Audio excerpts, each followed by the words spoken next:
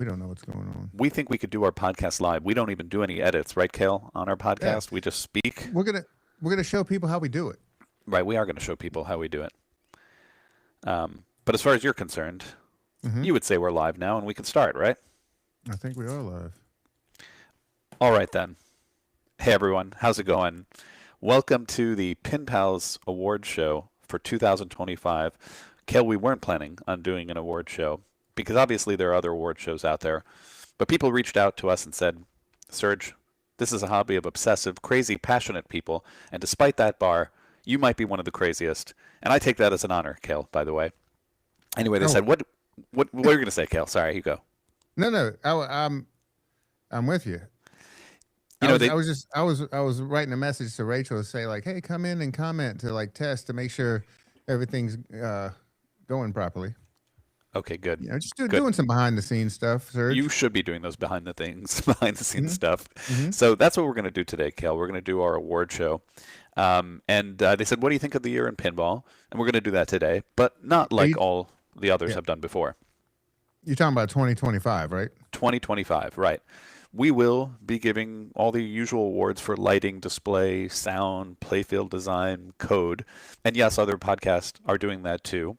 But if you watch the show so far, the Pen Pal show so far, Hmm. you know Hmm. that we're different here. We dive insanely deep into the layout and especially the code of every game. And we're definitely going to do that today. So we're not just going to give an award for code, for example. We're going to give 20 awards for code. Let me show you what I mean. But first, I Hey, think you deserve. What are you going to say, Kale? well, have you noticed that we have some comments? So we Hey, actually I can are see him. live. Hey, Yeah, Nick's there. And Damon, thanks so much for joining us. yeah. For you early joiners, I think you get to hear our award show theme song. Are you ready for it? It's the Pin Pals Award Show with Kale and Serge. Watch as they go ridiculously deep, perhaps too deep. With over 40 technical awards in pinball design over the past year, our audience that's you demands this level of madness. Absolutely amazing. Thank you so much. Can we get an applause? Can you can you hear that, Serge? I do hear that, Kale. Thank you so much. There we go.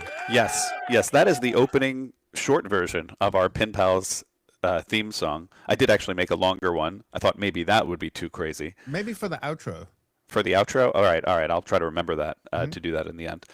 And so our viewers here might wonder, how did you choose these awards? What complex formula has led to these very clear conclusions? The math's too complicated to get into here, Kel, and it involved much calculus. But in essence, it boiled down to my own personal opinions.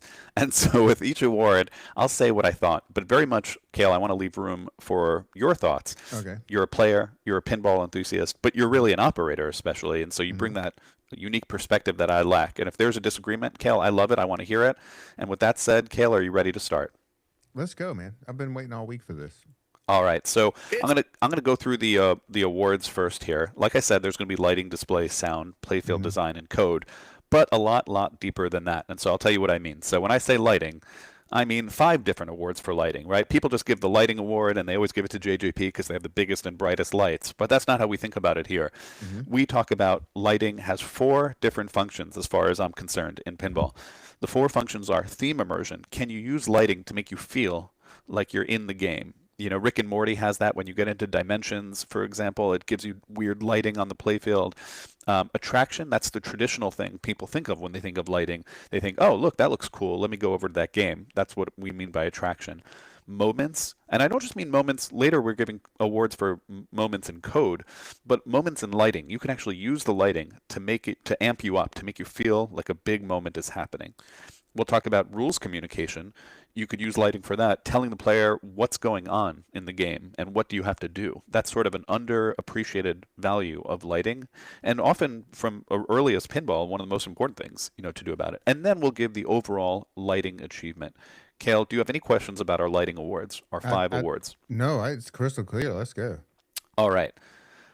So Exactly, Pocket. I agree. We don't like the Everything is Lit awards, where everything's lit and then people are like, oh, that's the best lighting. To me, that's the worst lighting when everything is lit, because you just don't communicate anything. So, theme immersion, number one. I'm going to tell you my award for it. Hmm. But before I go through, I'm just going to give you an overview of the other awards. We're going to talk about the display, and we're not going to just say, oh, best display. We're going to say, which is the most informative display in the last year? What's the most innovative display that's done something different with it? What about the animations? And then the overall display award. And then when we get to sound, we'll talk about sound effects, we'll talk about score, we'll talk about call outs, all three of them, and then we'll talk about best overall sound. So with each award, I'm going to give a best overall, but we're going to really dive deep into each individual one. Playfield design, many awards for that, and you can read them here now, but I promise we'll go over each individual one as we go along. And then, of course, code. Code is 2 pages, 2 slides here. I'm going to give 10 different awards for the 10 Pinpal's criteria for what makes good code, things like moments and theme immersion and breadth and depth, etc.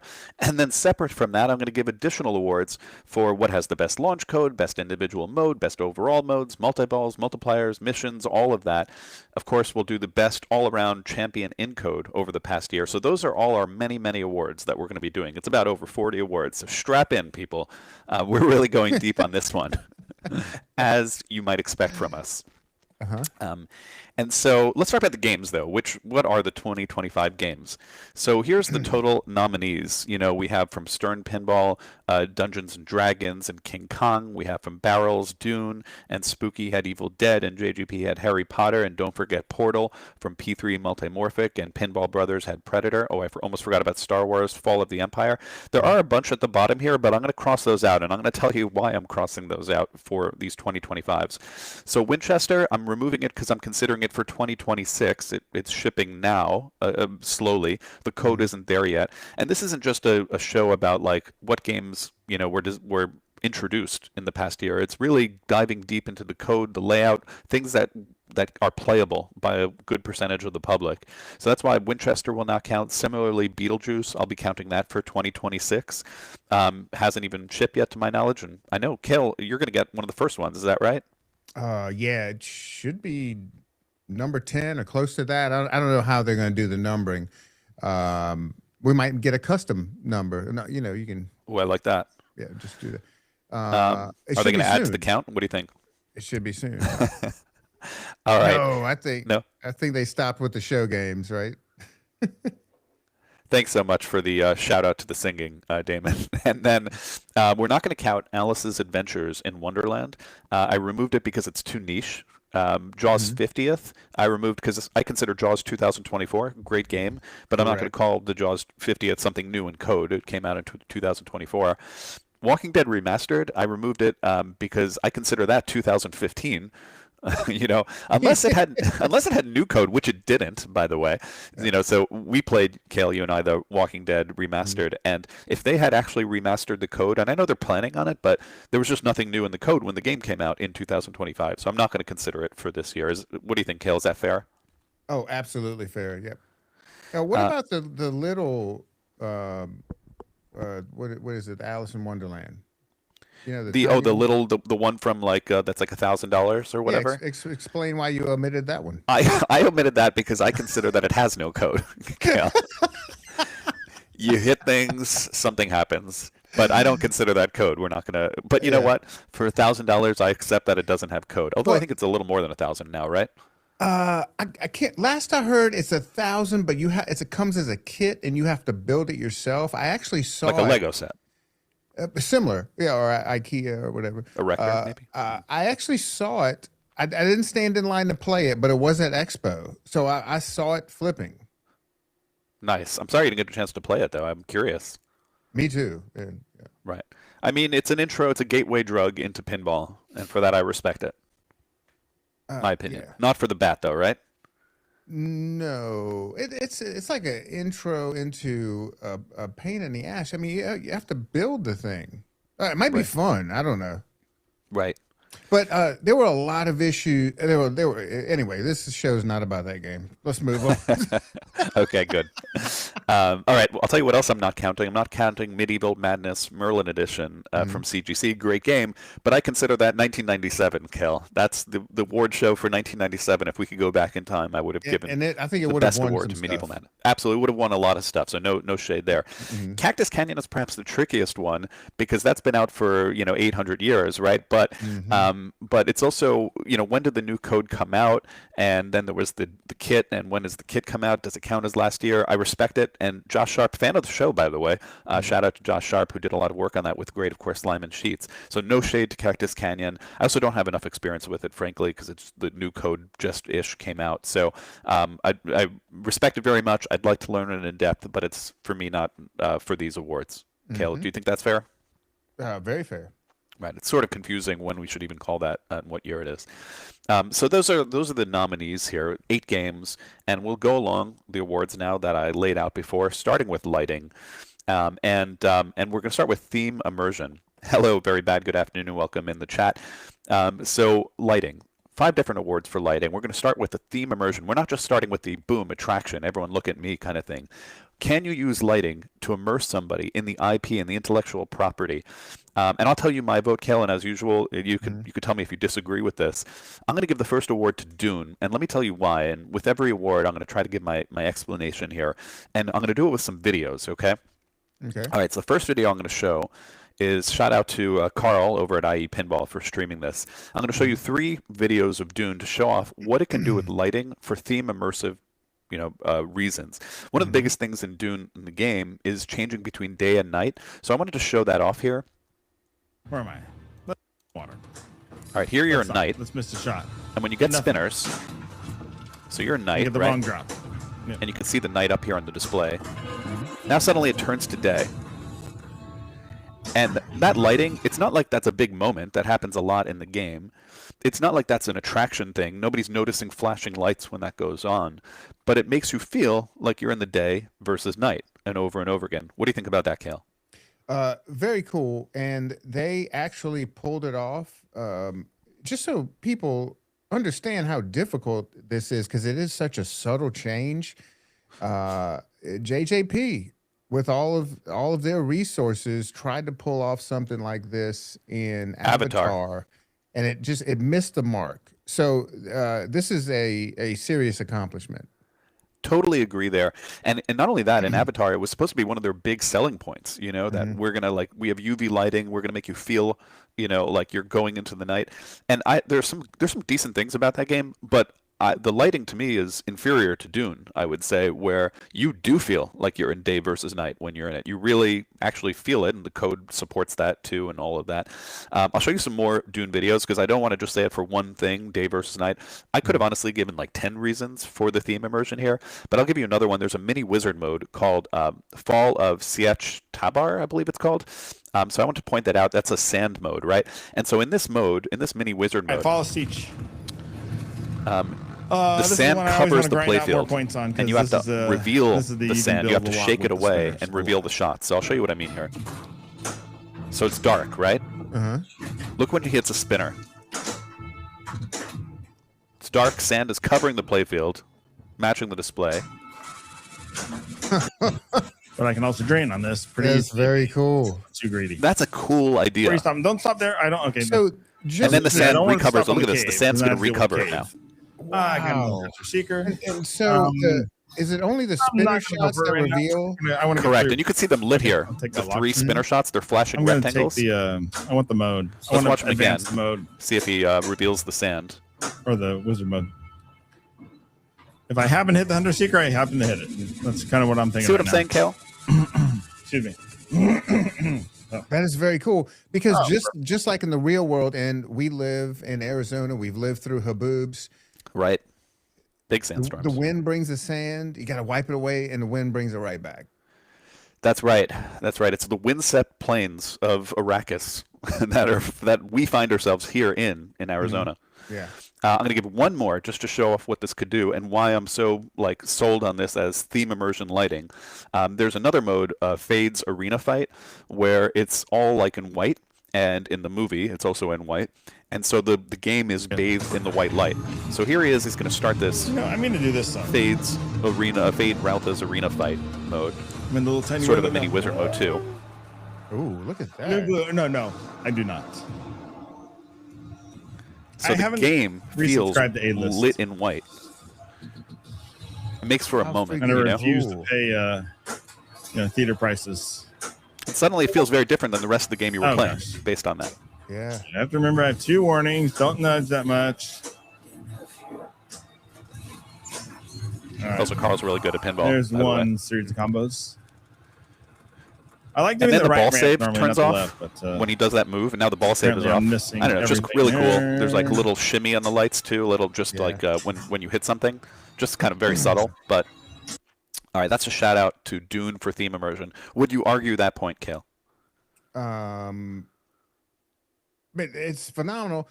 I kind of wish I still had the game because there's so much going on here that was maybe not in the game when I had it, and or I just didn't catch it because I didn't put a lot of time into it. But man, that's phenomenal. Yeah, a lot of these games, it's going to be really tricky as we go through these awards because all these games that came out, a lot of them are suddenly in the top 20 in Pinside. That often happens when a new game comes out. People maybe overrate it, but these have staying power. Like Dune, Evil Dead, Harry Potter, they're all in like the top 11 or so on the ratings. So there's a lot great in all of these games, I'd say. But for theme immersion, Dune gets it right with the lighting. That's my opinion. All right, attraction. This is the obvious one for JJP, and I'll continue with the obvious point here, is that JJP puts the most lighting in their game, right? Yeah. And so if you're like walking by games, it attracts you, and I'll show you what I mean and not talk about it. And shout out here to this is Insanity Pinball. I'm trying to get better at streaming. Just look how many darn inserts and lighting, and then they also have these light bars on the side that Eric got a patent for. Eric entertainer type.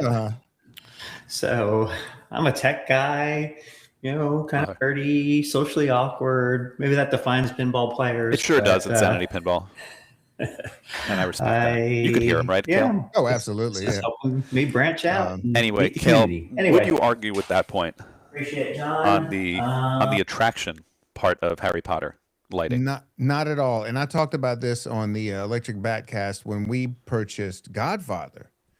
The reason we actually that wasn't the first JJP game in the arcade, but it was the first one Rachel and I actually purchased ourselves because we played it at our distributor's showroom, and that is the thing that got me into the game. Just the attraction. You felt like you were on an amusement park ride.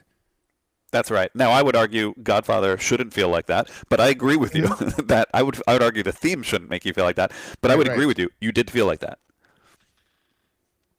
Yeah. We got some input in the chat. Might help to mute video shares. Okay, when I share the video, I'm just gonna mute it. He's saying. Oh, okay. Which I appreciate that. I appreciate that. Absolutely. And what's up, Lauren Silverman in the house, and Jason Beret? Thank you for joining us. Yeah, shout out to all the people, all the Electric Bat fans here, and Pinpals as well. I think this is really the attraction part of lighting is the JJP award. It will continue to get that award every year as long as it releases a game. Yep. Their lighting is just the most, impressive. It's like walking. People make the comparison, and I don't think it's a crazy one. You walk into a casino, you know which game you're going to, when you have a JJP, or you're going to first. Yep. Next award, we'll talk about moments.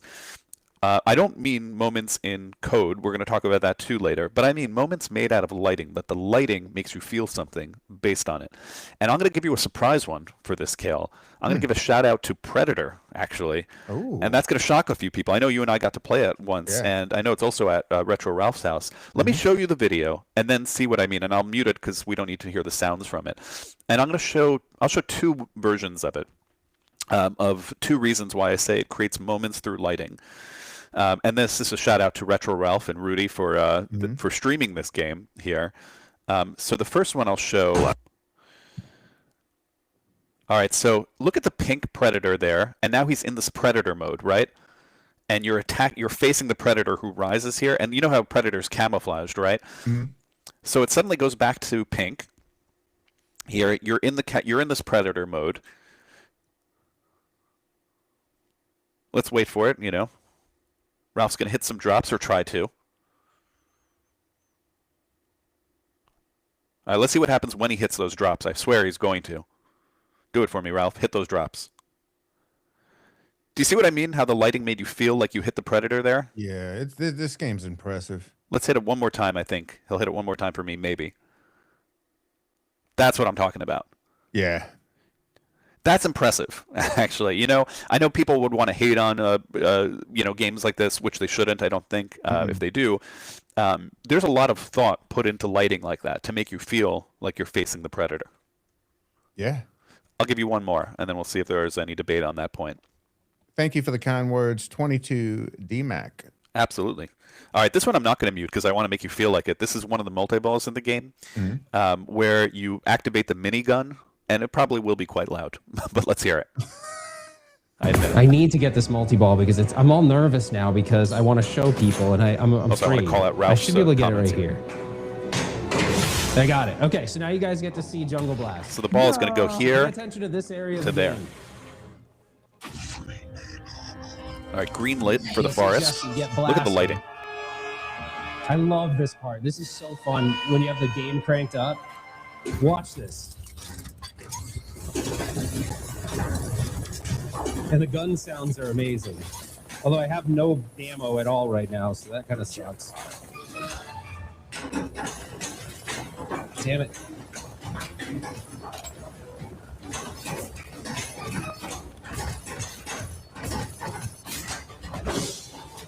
All right, Cal, what do you say to that? I mean, And chat. the game's just impressive. I mean, we were blown away. If we were very pleasantly surprised about every aspect of this game, and then you're still able to pull out some stuff we haven't noticed. I think this game's going to become kind of like one of those rare gems, kind of like a Big Bang bar. You know, there's only a few hundred out there. People are going to want to get their hands on it, you know, in the future. But yeah, I agree. Totally agree. I totally agree. The lighting is great in the game. The sound is great. Not the call outs. I know there's the whole thing with Arnold, but the sound effects are actually there. You know, they make you feel in the game. The code is pretty reasonable, I think, on it. We can dive deep. We might do a deep dive episode on just it. The just hardware. Predator. The hardware. The flippers. You know, The flippers feel good. Fast pinball, all that Right. hardware. Now, the they one use. thing I'd say about it is I don't love the layout. It's a floaty wide body. Wide bodies don't always have to be floaty, but it's a bit floaty. But the code is there. The lighting is there. The sound is there. You know, all sound effects, I should say, is there. Yep. And that makes it a good game. I agree. Right. That's that. So good game award right there. So that wins for what? That's going to win for moments in lighting. We're still in lighting, Kel. Okay, let's go. And there are 4 different lighting awards individually. We talked about theme immersion, and we gave that to Dune. We talked about attraction, the usual award to Harry Potter and JGP. Moments, Predator. Hopefully, I've given a reasonable argument why that's the genuine answer. And then the next award. So let's do the next award, which is rules communication. And I thought to best define this, what I mean by rules communication, I want to go way back to the early 1980s with the great Flash Gordon. That's not winning the award, but I want to give you an example of what it means to have good lighting. And we saw a lot of that game this weekend. Oh, that's right. That's right. For the big states, and Arizona had its state championship, and they picked a lot of Flash Gordon. And this, I'm going to use this shout out to Raccoon City Pinball here with Daniele last year winning California state championships, even though he's from Italy, which is a really funny situation. But what I want to point out is this saucer, right? This saucer, the saucer can go either direction. The ball can go down or it can go up. And just within 40 seconds, you're going to see it do both things. And you're going to look at these lights, and also even these lights. A lot of people note these lights, how the lights go down or go up, and that tells you which direction the ball is going to go. But you could even see these lights. So when the ball first goes in the saucer, the lights will go all the way down. When the second time the ball goes in the saucer, the lights from here will go all the way up. So I'll show that, and then we'll talk about it. This is my definition of rules communication through lighting. But there's the side ones, the drop target one. All right, so it's going to go down. Look at those lights pointing down, right? And now he's going to get the ball back up.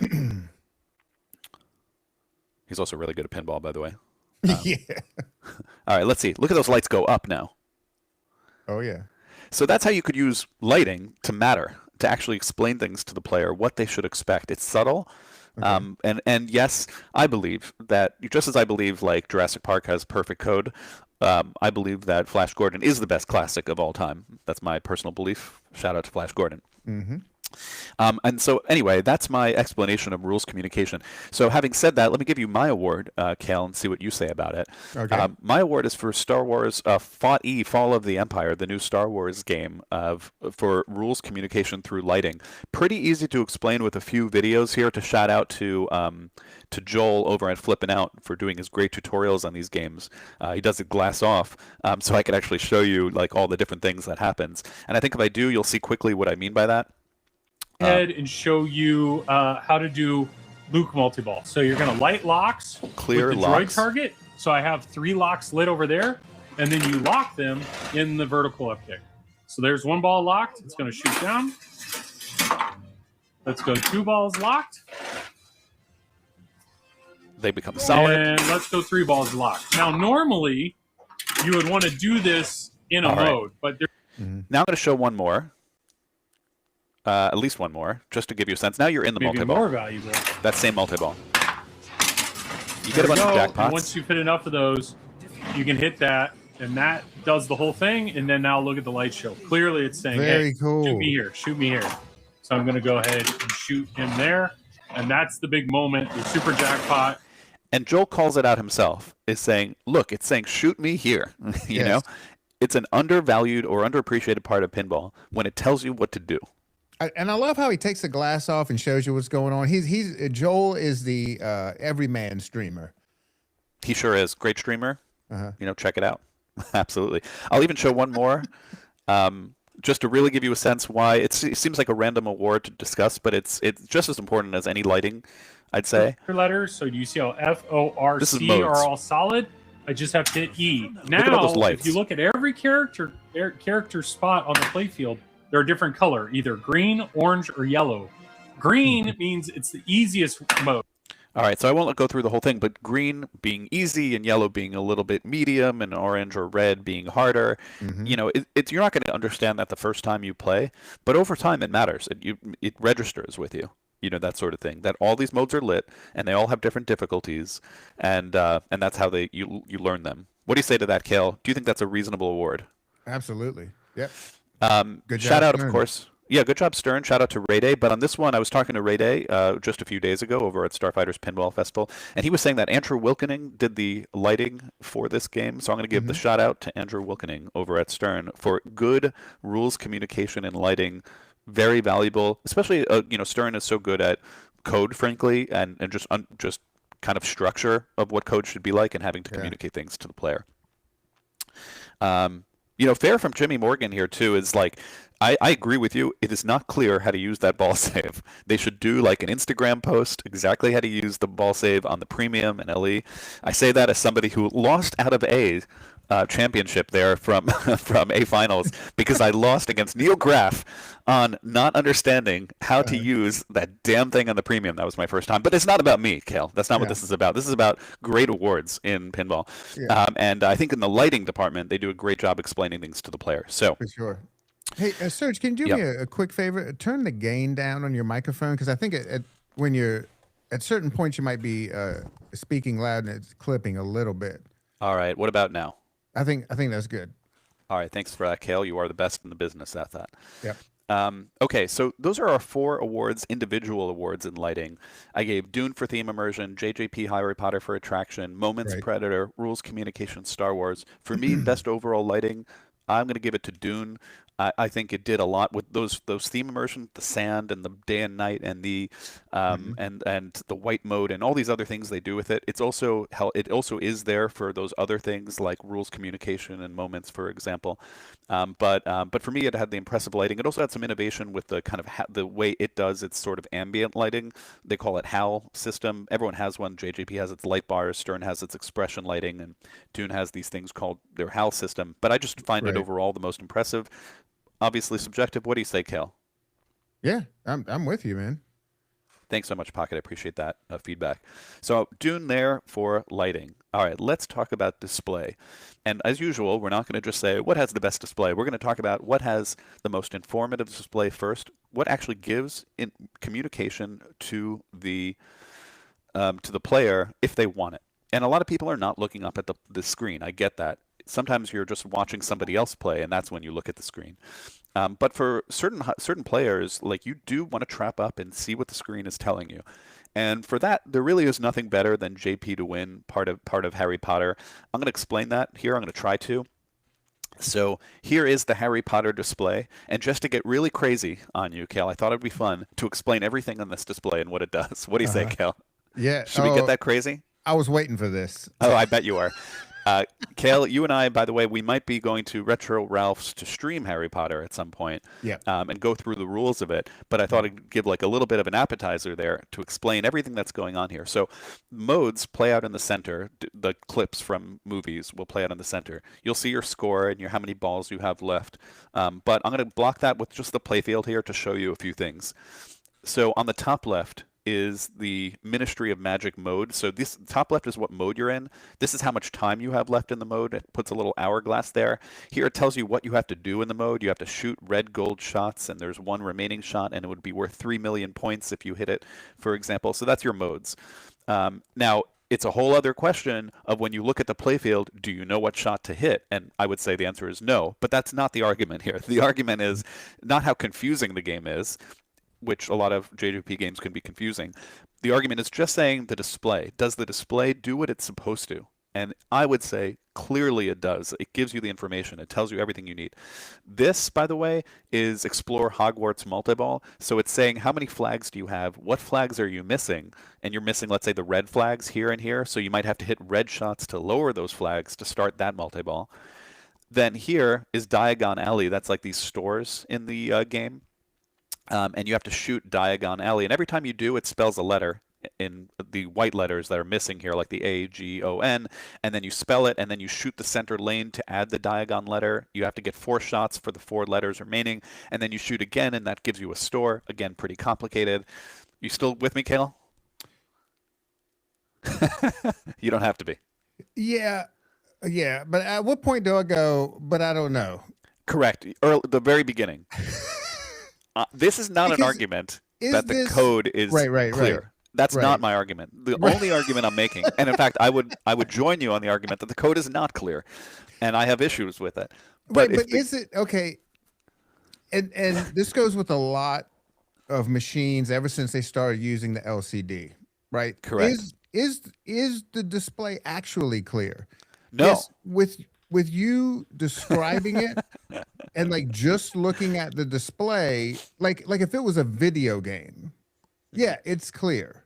Right. But you're actually doing something. It's like Granny and the Gators. What am I looking? What am I doing? When they designed those games, or like the Baby Pac-Man, you did one or the other. Like on this, you're having to do it all at the same time. And is it very clear? I think the clearest displays on any like new machine are the simplest. Like Pulp Fiction. Yeah, that's the clearest display there is. Right. Right. The alphanumeric display. Mm-hmm. I don't disagree with you, by the way. This is not an argument for what communicates the best to the player. This is an argument for what communicates the most to the player. That's not that those are a nuanced difference here. Right. It gives you the most information. Is that digestible? No. Right. So what do you think JJP expect? Because they've always done this kind of thing, and some people love it, and some people have complained about it. But from Keith and Joe, when they're in your opinion, when they're designing it, what are they thinking? That the player should trap up and then look at all of the information on this screen, and then the gameplay will be clear. I do have a discussion about it later, but as a preview in this episode. But as a preview to that, what I would say is they want to give you the most features in a game. They want to load it up with the most. It is a buffet. They want to give you as many delicious options as you can. The problem with any buffet, though, is you give a lot on a person's plate, and you don't want to go to a buffet every day. Once in a while, you want to go to a buffet, but it's not for everyday consumption. And the other thing I would say is it comes down to stacking. And that'll be a little bit of a rant later on. It's okay to have a lot of features, but if they're all happening at the same time, then it's quite confusing about what's going on. So you can get away with a lot of features if you reduce the stacking, essentially. They're pro-stacking. Yes, absolutely. And there's an element of this where one of the guys came from the slot machine industry, and this is all. It goes back to like attracting people to this game, and it works. Yeah, it for absolutely attraction, works. right? Yeah. Mm-hmm.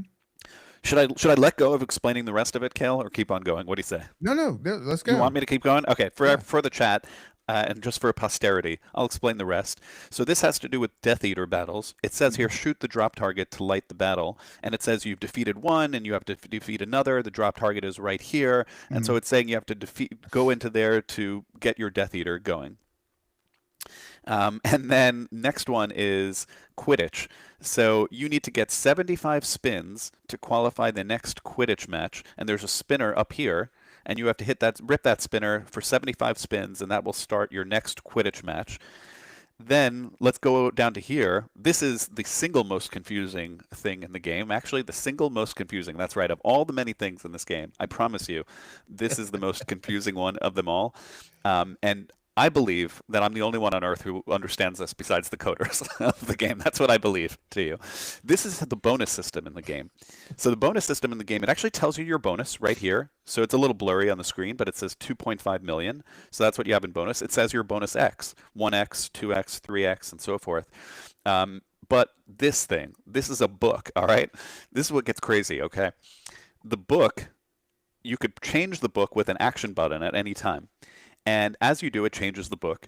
And whatever book it is, explains the rules of how you build bonus in the game.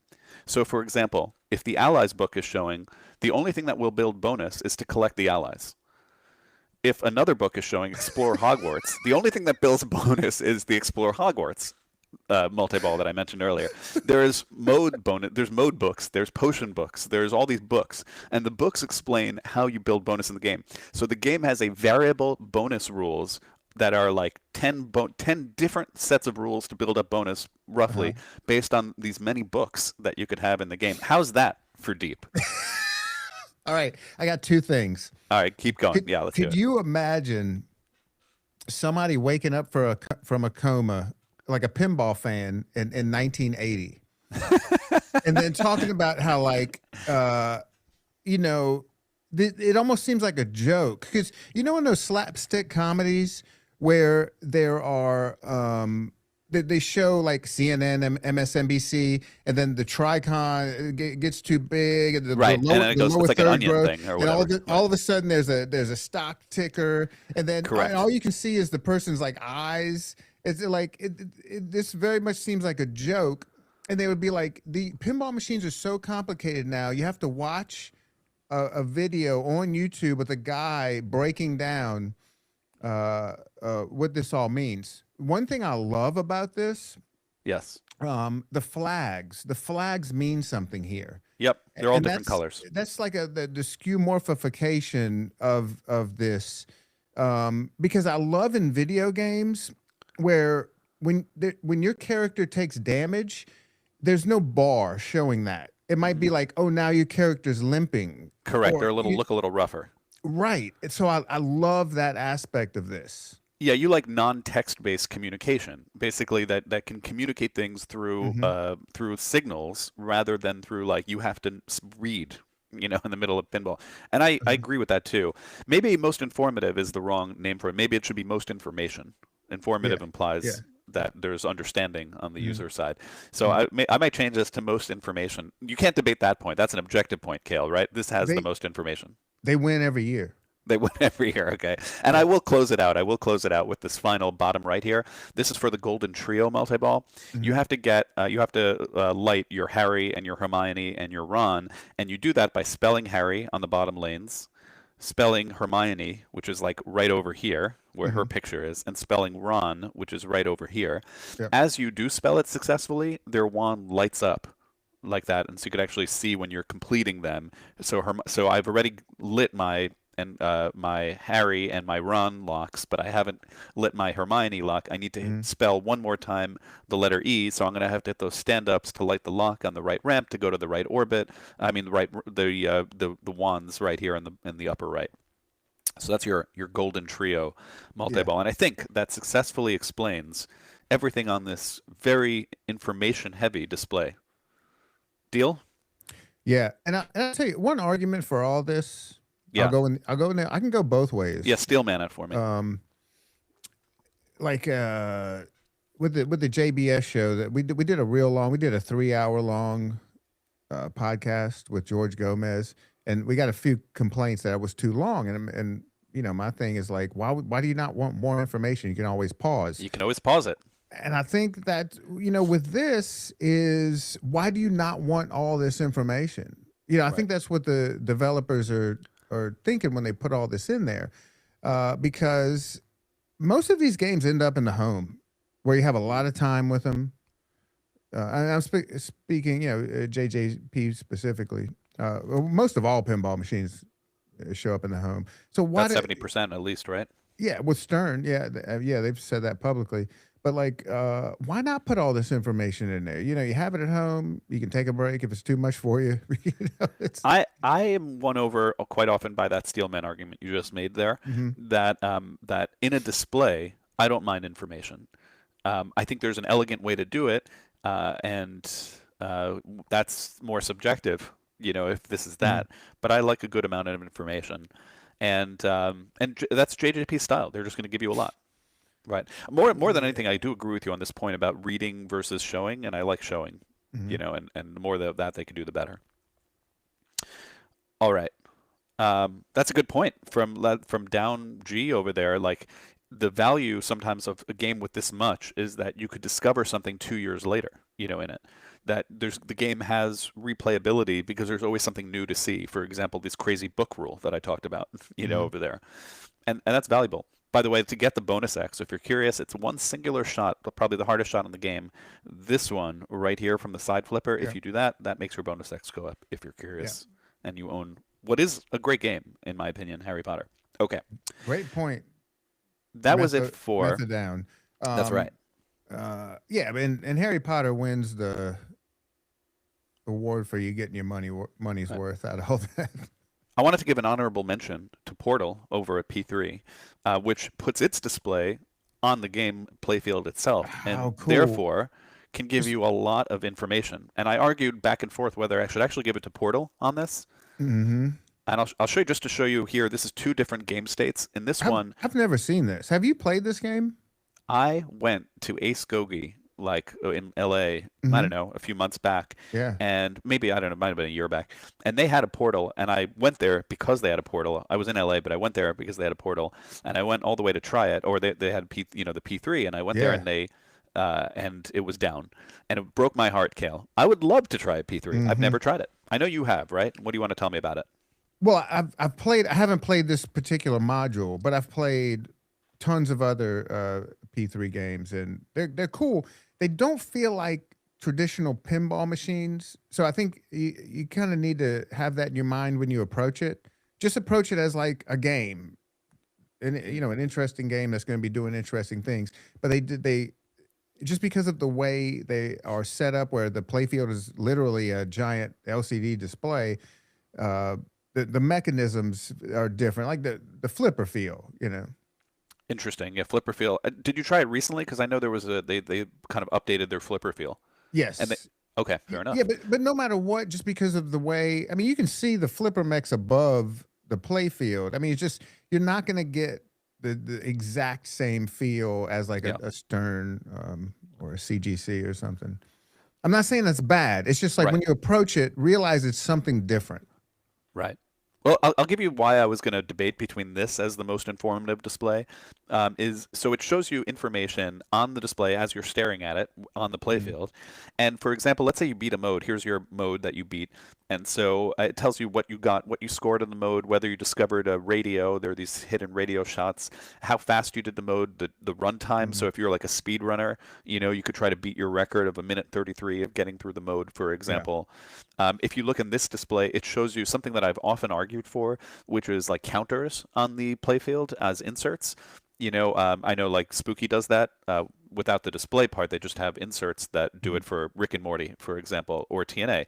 You know, it tells you what the reactor level is at. And here they could do that with the display. So they show you how many spinners you have, you know, to rip, for example. That's so cool.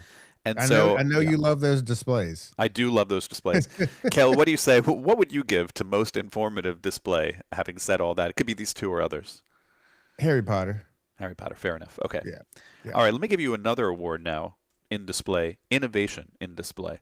Mm-hmm. There are new things you can do with displays, and Dune has proven it. And let me explain why. I'm going to give this to Dune here. Mm-hmm. They do several things within innovation. Well, one is they have a screen in the back, right? Now, that was there in Labyrinth 2, and it's also been there in Circus Voltaire, long before that. So it's not the first to do that, but it is the first to use it in this way, and I'll show you what I mean.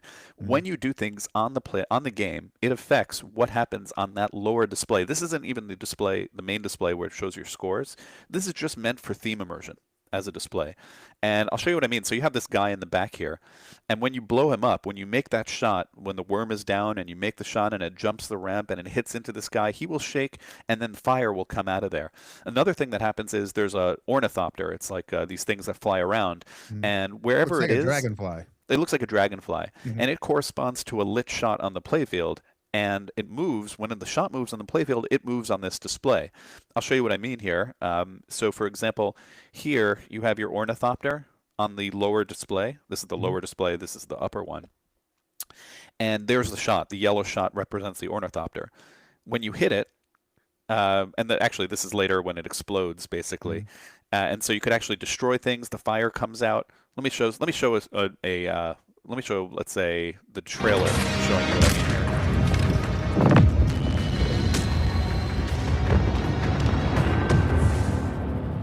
See what I mean, Cal? Yeah. I think that's a pretty clear reason why it's so innovative and display. It's giving you a display in a different format. Yes. Nobody's doing anything like that. That's awesome. A little trivia for you. Those displays that Barrels is using, they came from Deeproot. Were those the touchscreens? Those are the touchscreens that were going to be in the lock bar.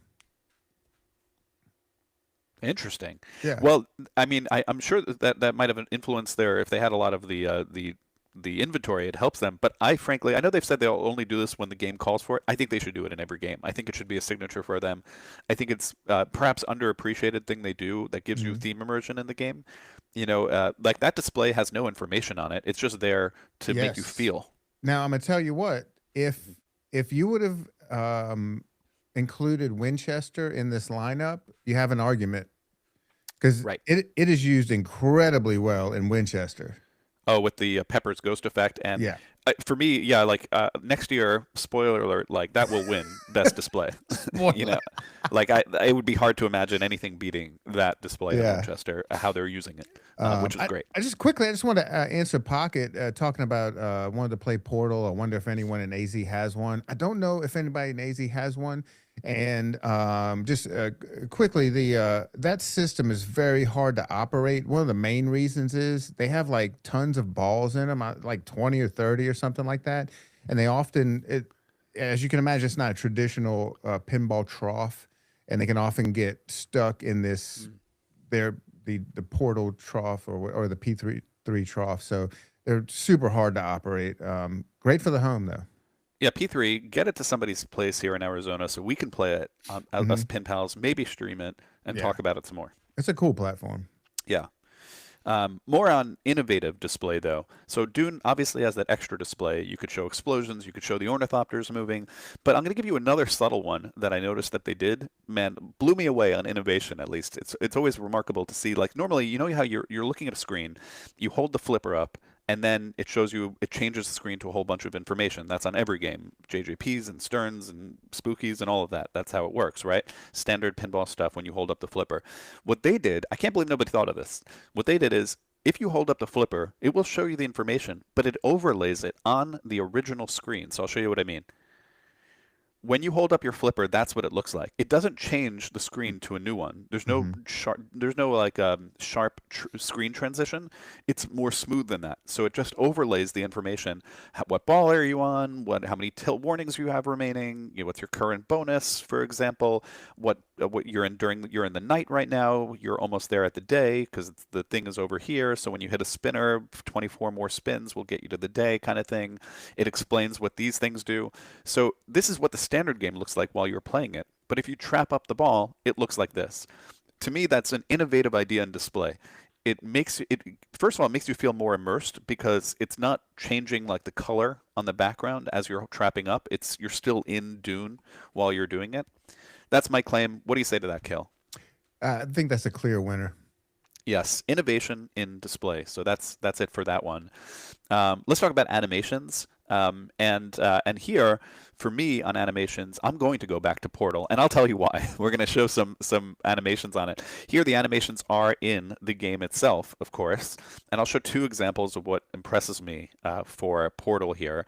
One is I mentioned the spinner counter, for example. So he's going to hit that spinner. The spinner is going to go up, and now he's in this mode. You're in an elevator while you're in this mode. And so it's going to open up. You could skip if you press both flippers to skip. As he makes shots in this mode, I want you to look at the display and how it reacts to you as he's making those shots. So now elevator opens up, shots are lit on the playfield in these red stop signs. He makes a shot and it moves you. That is so cool. So here there are two more shots, for example, and he's missing them. Let's see what happens when he hits them. He should be able to backhand this. And again, it moves you. I think that's a pretty good display right there. Pretty good animation. Man, you know, for it. What do you that say? might win innovation in display. I know that's that's the debate, right? I'll give you another reason to like Portal for its display. You know, Mist Multiball. Shout out to Mist Multiball from Dracula, one of the best multiball PSP. starts of all time, right? Where the ball is moving across the playfield and you have to hit it. And so they did an homage to that here. I'll show it in this one. Now it's not going to be as exciting because it's virtual. There, look at this ball move. See, the ball's moving here, for example, right there, and so anyway, you have to hit it, and then it lets the ball go. So cool. Kind of thing. Yeah. Now you're not going to feel the kinetic feeling of hitting a ball like in Myst. For me, Myst Multiball is one of the top 10 multiball starts of all time, up there with like Showtime and Addams Family or whatever. But still a pretty cool way to use an animation in a display. What do you say? Yeah, you nailed it. Once again, you nailed it. Cheers. Thank you very much, Kale. I appreciate that. And with that, we can go to our last award, which is overall display. Is it going to be Dune? Is it going to be Harry Potter? Is it going to be the Portal? I honestly wrestled with this. Kale, do you have an opinion? I don't see how it's not Harry Potter. Exactly. I almost didn't want to do it, but it is Harry Potter ultimately that I picked. JP to win really is good at what he does. He puts a lot of thought and effort into it, and I won't buck the trend on this one. I will say Harry Potter again for that. But I did want to also show off the other aspects of display, innovation, animations, that sort of thing. Any other things you want to say about display before we move on to the next set of awards? Nope. All right, so this is going to be for sound, and first I'll give it for sound effects, and this one I'll show some videos, but I won't turn the audio off so you could hear it. And for me, I'm going to give this to Dune, and this is Jeff over at Dirty Pool Pinball. Shout out to Jeff there. Jeff is meticulous about his spinner sound selection, the thought process behind it, things that make you feel like you're playing pinball. I'll show you what I mean, and then we'll talk about it. We got our spinners lit. Let's get those spinnies going. So let's get a good rip on this one. That's fantastic. That's going to fill it all up. Look at all these little red dots. Keep showing up. Keep showing up. You love to see it. Okay, so now if we can hit. All right, Kale, what do you say to that? Oh yeah, I love the sound design in that, and when Jeff joined the team, he just made it that much better.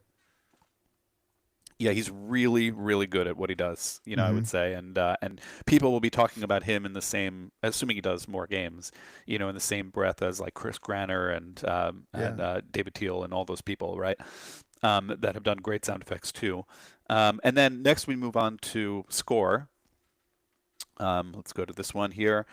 For score, this is a tricky one because you could talk about Star Wars. They have the entire awesome John Williams theme, of course, but also Harry Potter has the entire John Williams theme in it too. Yep. And so Battle of the John Williams there. But for me, I'm going to yet again actually give it out to Dune. And I'll tell you why I'm going to give it to Dune. So here they have the great Hans Zimmer score, but the difference is how they use it. They use it the entire game the score is playing. It is incredibly immersive that way. I'll play the same video, but a little bit longer now. Just listen for the We score. got our spinners lit. Let's get those spinnies going. So let's get a good rip on this one. That's fantastic. That's going to fill it all up. Look at all these little red dots. Keep showing up. Keep showing up. You love to see it. Okay, so now if we can hit, the 2 other spinners are still lit. So, almost would have done bass. it. That was a waste of a las gun. Don't do that. Don't do that. Don't do that shit. All right, we're collecting our spice. I was holding that button up and didn't realize it, by the way. Just in case you really want your flipper to be up the whole time. All right, you're up. There was a small amount of flow going, and then it... No. I thought I'd end it with that one. Yeah, perfect.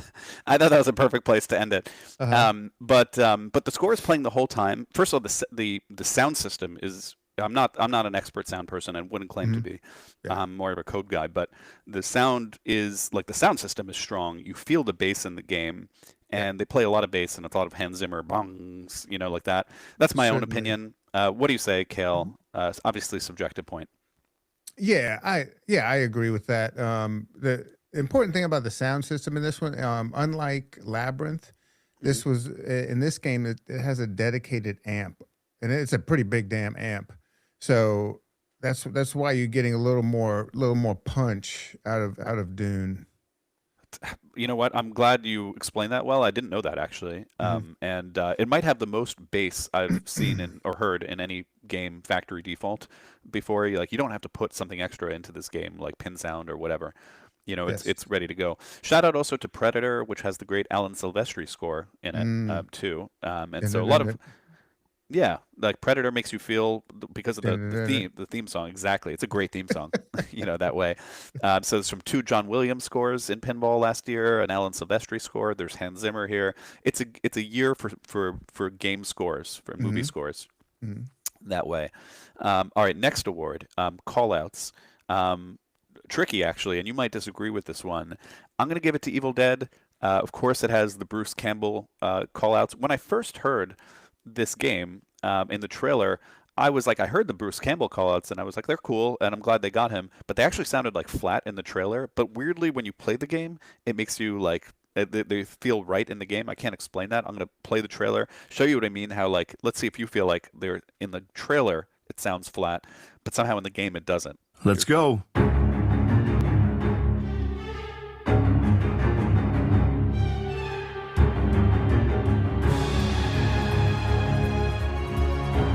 Hey, let me ask you something. Do you believe in the existence of evil?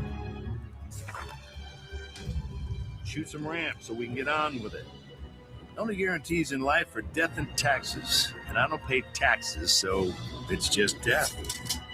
Get this thing loaded. Daddy wants to play. This part is the relevant part. Guns loaded. Wish I was. The boomstick. Son of a... How about a... All right. Kel, what do you say about the call outs in Evil Dead? I think they're great. I thought you might argue that the other honorable mention is Dungeons and Dragons. That's what I was debating between because of Michael Dorn and all those call outs. You go.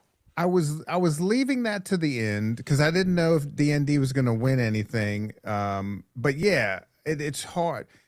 I think D&D keeps getting overshadowed by other games because it came out so early in the year. Right. But the amount of dialogue, the theme immersion is unmatched. And the music, you feel like you're at the Renaissance Festival. Not only that, the Foley when, you've just encountered this, when you're in the dungeon, the sounds change. Let's see. I don't know. There's one more award. Let's see what happens. Well, Kel, do you think I should? I gave it to Evil Dead. Second place for me was D&D for call outs. Do you think that was wrong? Should I have switched that order? Man, I just think so. And it's maybe because I have D&D at home and I experience it more than you do. the amount of call outs, the different the different actors, the theatrics, the way it works with the music. I'm gonna have to give it a D&D. Okay, fair enough. We have chat debating the point. Some people think D&D, some people think Evil Dead, and I debated the point too. I think we narrowed down the right two. Let's say that for call outs, and then we have to end here with best overall sound. For me, in the end, I have the score, I have the sound effects. I gave it to Dune. Call outs, Evil Dead, D&D. I could have debated that point. What's your best sound of the year, Kale? I do think Dune slightly edges out D&D. I appreciate you saying that. I'm surprised. You know what? That takes a big man to say that, Kale. Yeah, right. I like it. Okay. Really, Barrels of Fun so far, killing it in light and sound. As I understand it, David Van Ness comes from a movie background, so for me, it's no surprise that the effort his team puts into lighting and sound, and also display in their games. You know, we could talk about the game itself later, the playfield, the layout, the code, but in those other sort of things that add ambiance to games. You know, like that's Barrel's niche, I would say. If you want to feel immersed from the lighting and the sounds part of pinball, like Barrels knows how to do it. To me so far. Now, their next challenge is to make us feel the wind blowing through our hair while we're flying through the sky on Falkor. Oh, is that right? That the Never-Ending Story is coming. Is that right? Never-Ending Story with Falkor? Is that the dog? Yeah. What do you think about that as a theme? Well, we talked about it on the JBS show, and we weren't really excited about it. But let's see what happens. Yeah, I mean, I saw the movie as a kid, but I also share your lack of I also share your lack of excitement about it, even though I'm the right demographic for it. It just not for me. All right, let's go to playfield design, and we're not just say, hey, what's the best layout? We're not going to do that. We're going to think about it in a few different ways, because it's my claim that each designer out there is actually designing with a different priority in mind. You know, you have Steve Ritchie, King of Flow. He wants a fast flowing layout. It doesn't really matter to him what game he's designing for, whether it's Elton John or Spider-Man or Star Trek. Of course, arguably the most flowy layout of all time. We'll define flow in a little bit, but that's what he's designing for, right? Next, I'll talk about like Eric Minier. He designs, in my opinion, for two things. He designs for theme immersion and ball paths, the most ball paths. I'll tell you what I meant by theme immersion. Like when you play Guns N' Roses, that is not a fast-flowing layout. You know, it's a bit of an awkward, arguably clunky layout, but you've got the drumsticks that form the return for the ramp. You've got cymbals on the pop bumpers. You've got an upper playfield that's a bass guitar, you know, for example. So he thinks about first, how does the layout immerse you in the theme, you know, for example, there. And that's what I'm starting with, which is theme immersion. What game actually makes you, like, another way to put this is what layout could only be for that theme? You take Iron Maiden, one of the greatest games ever made, but that layout wasn't even designed for Iron Maiden, right? That was designed for Archer, you know, for example. Could it have been another game? Sure, and I would have enjoyed it too. It didn't need to be Iron Maiden. I don't even love that Iron Maiden music that much, you know. No shade meant to be thrown there, but what I mean to say is, you could have great layouts that have nothing to do with the theme, and then you have layouts that could only be for that theme. So that's how I'm defining theme immersion. Not the best playing one, but just the most unique one to that property. And so for that, I'm going to give it to Portal, and let me see if I can explain why. This layout could not conceivably be for any other game. It has, like, all these places where the ball goes and comes out that are surprising each time. Let's go to zoom in on the back here. So the ball can jump here and make it to this ramp, and then there's a hole here. The ball can shoot out and go there, but the ball could come out here, or it could come out here. The ramps open up. This ramp opens up. That ramp opens up. There's a hole in there. There's a hole in there. The ball could come out any one of many different directions. Here's the upper playfield. You could hit this cube to push it back, get a ball in a hole, the ball jumps out of a different hole. You know, for example, here's that hole that it could jump out of, for example. So that's my argument for, like, could this layout be for literally any other theme? I would argue no. What do you say to that award and that concept of an award, Kale? I think that's a clear winner, Serge. Fair enough. Okay, no argument there. Different category here next is unique layout. And so does this layout do things that I have never seen before in another layout? Can I claim that any other game has done that before? I've had two arguments here in my head between Harry Potter and King Kong. Both games are 4 flipper games. It's not unique, but I'm just saying that. In King Kong, which is quite unique and a great game, the ball can be kept on the upper half of the playfield just by hitting it back and forth between the upper flippers like you do in the crossing the chasm mode. I've never seen anything like that before, so that's unique. But in the end, actually, I did give it to Harry Potter as the most unique layout. And I'll tell you what makes it unique to me.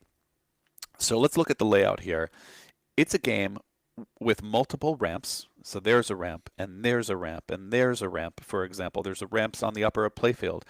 And all those ramps, not the upper playfield ones necessarily, but all those ramps feed the out lanes. They don't feed the in lanes. There is no return. If you notice, all those many guide rails there, or habit rails, and none of them are coming back into the in lanes. I can't think of literally any game that's ever done that before. You have Dialed In, which has a left return that goes to a flipper. You have High Speed where the balls come down to a flipper, but they're not multiple ramp game. Like High Speed is not a multiple ramp game like that, for example. And so, and then Dialed In has other ramps that return to the in lanes. In this game, there is no return to an in lane. That sounds like, why am I harping on that point? It means the game plays incredibly fast because the ball doesn't take time to go down an in lane and then bounce through like a metal rail and then fall down to the flipper. Instead, it flies down the out lane and it goes so fast you have to hit it on the fly. It's constantly surprising you in that game. So, both are huge innovations with both Harry Potter and King Kong. But that's what I'm going to analyze here with Harry Potter and why it's so special, and unique. What do you say to that, Kale? After you explained it, I have no argument. I need to spend more time with the game, so hopefully we'll get to go to Ralph soon and play it on stream. But man, I absolutely love the King Kong layout. It's a great layout. And I've said it over and over again. That's a game I could play. Like I could just flip that whitewood forever. Like it doesn't need any code. Just the ball paths are fun. I did not feel that when I played Harry Potter.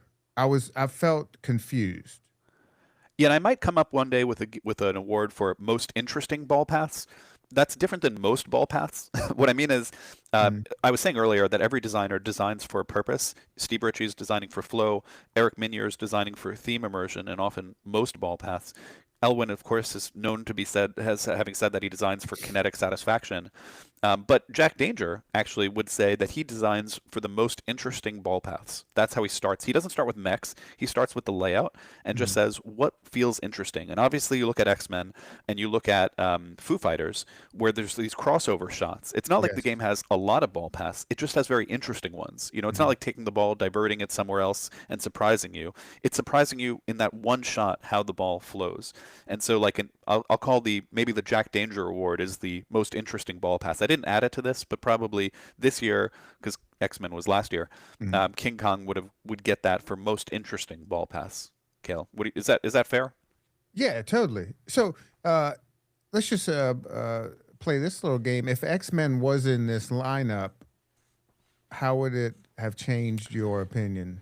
It would have won most unique layout. Okay. Definitively. Chris Franchi in the house. What is happening? Chris Franchi. Thanks so much for joining us. Shout out to Chris Franchi. And Nucci, man, I agree. Yeah. I want to focus on another thing on this layout too. For me, Eric Minier is like top 3 pinball designers working today, and doesn't mean I have to love all those games. Like I didn't love Godfather that much. Sorry, Kale. The layout is incredible, but I don't feel the theme. I don't get the code. The code doesn't work for me. Whatever. We're not here to talk about that. But I'm saying as a layout designer, he's just really masterful. Like Guns N' Roses, I feel is clunky. But if what you care about is theme immersion, that game has it, kind of thing. So it's all about what you want in a game. Do you want the fast flowing layout like a Steve Ritchie game? Do you want to feel like you're in the theme, like let's say Guns N' Roses, or do you want kinetic satisfaction like Elwin will give you in every single game he makes? In this game, though, let's talk about Why not both, right? Why not both? both? And I think Harry Potter gets at that. And so this is not clunky at all. This layout. This is incredibly fast flowing layout. If you hit this left ramp, right? There are games that put a ramp on the side there, or let's say if you ever played Wonka before, which is a good layout, like the JJP game, it puts its ramp all the way on the right. And the problem with putting a ramp all the way on the side is it blocks orbit shots, for example. And so it's cool to have a ramp on the side, but it could block orbit shots. In lesser games, there would be no way for the ball to go under the ramp.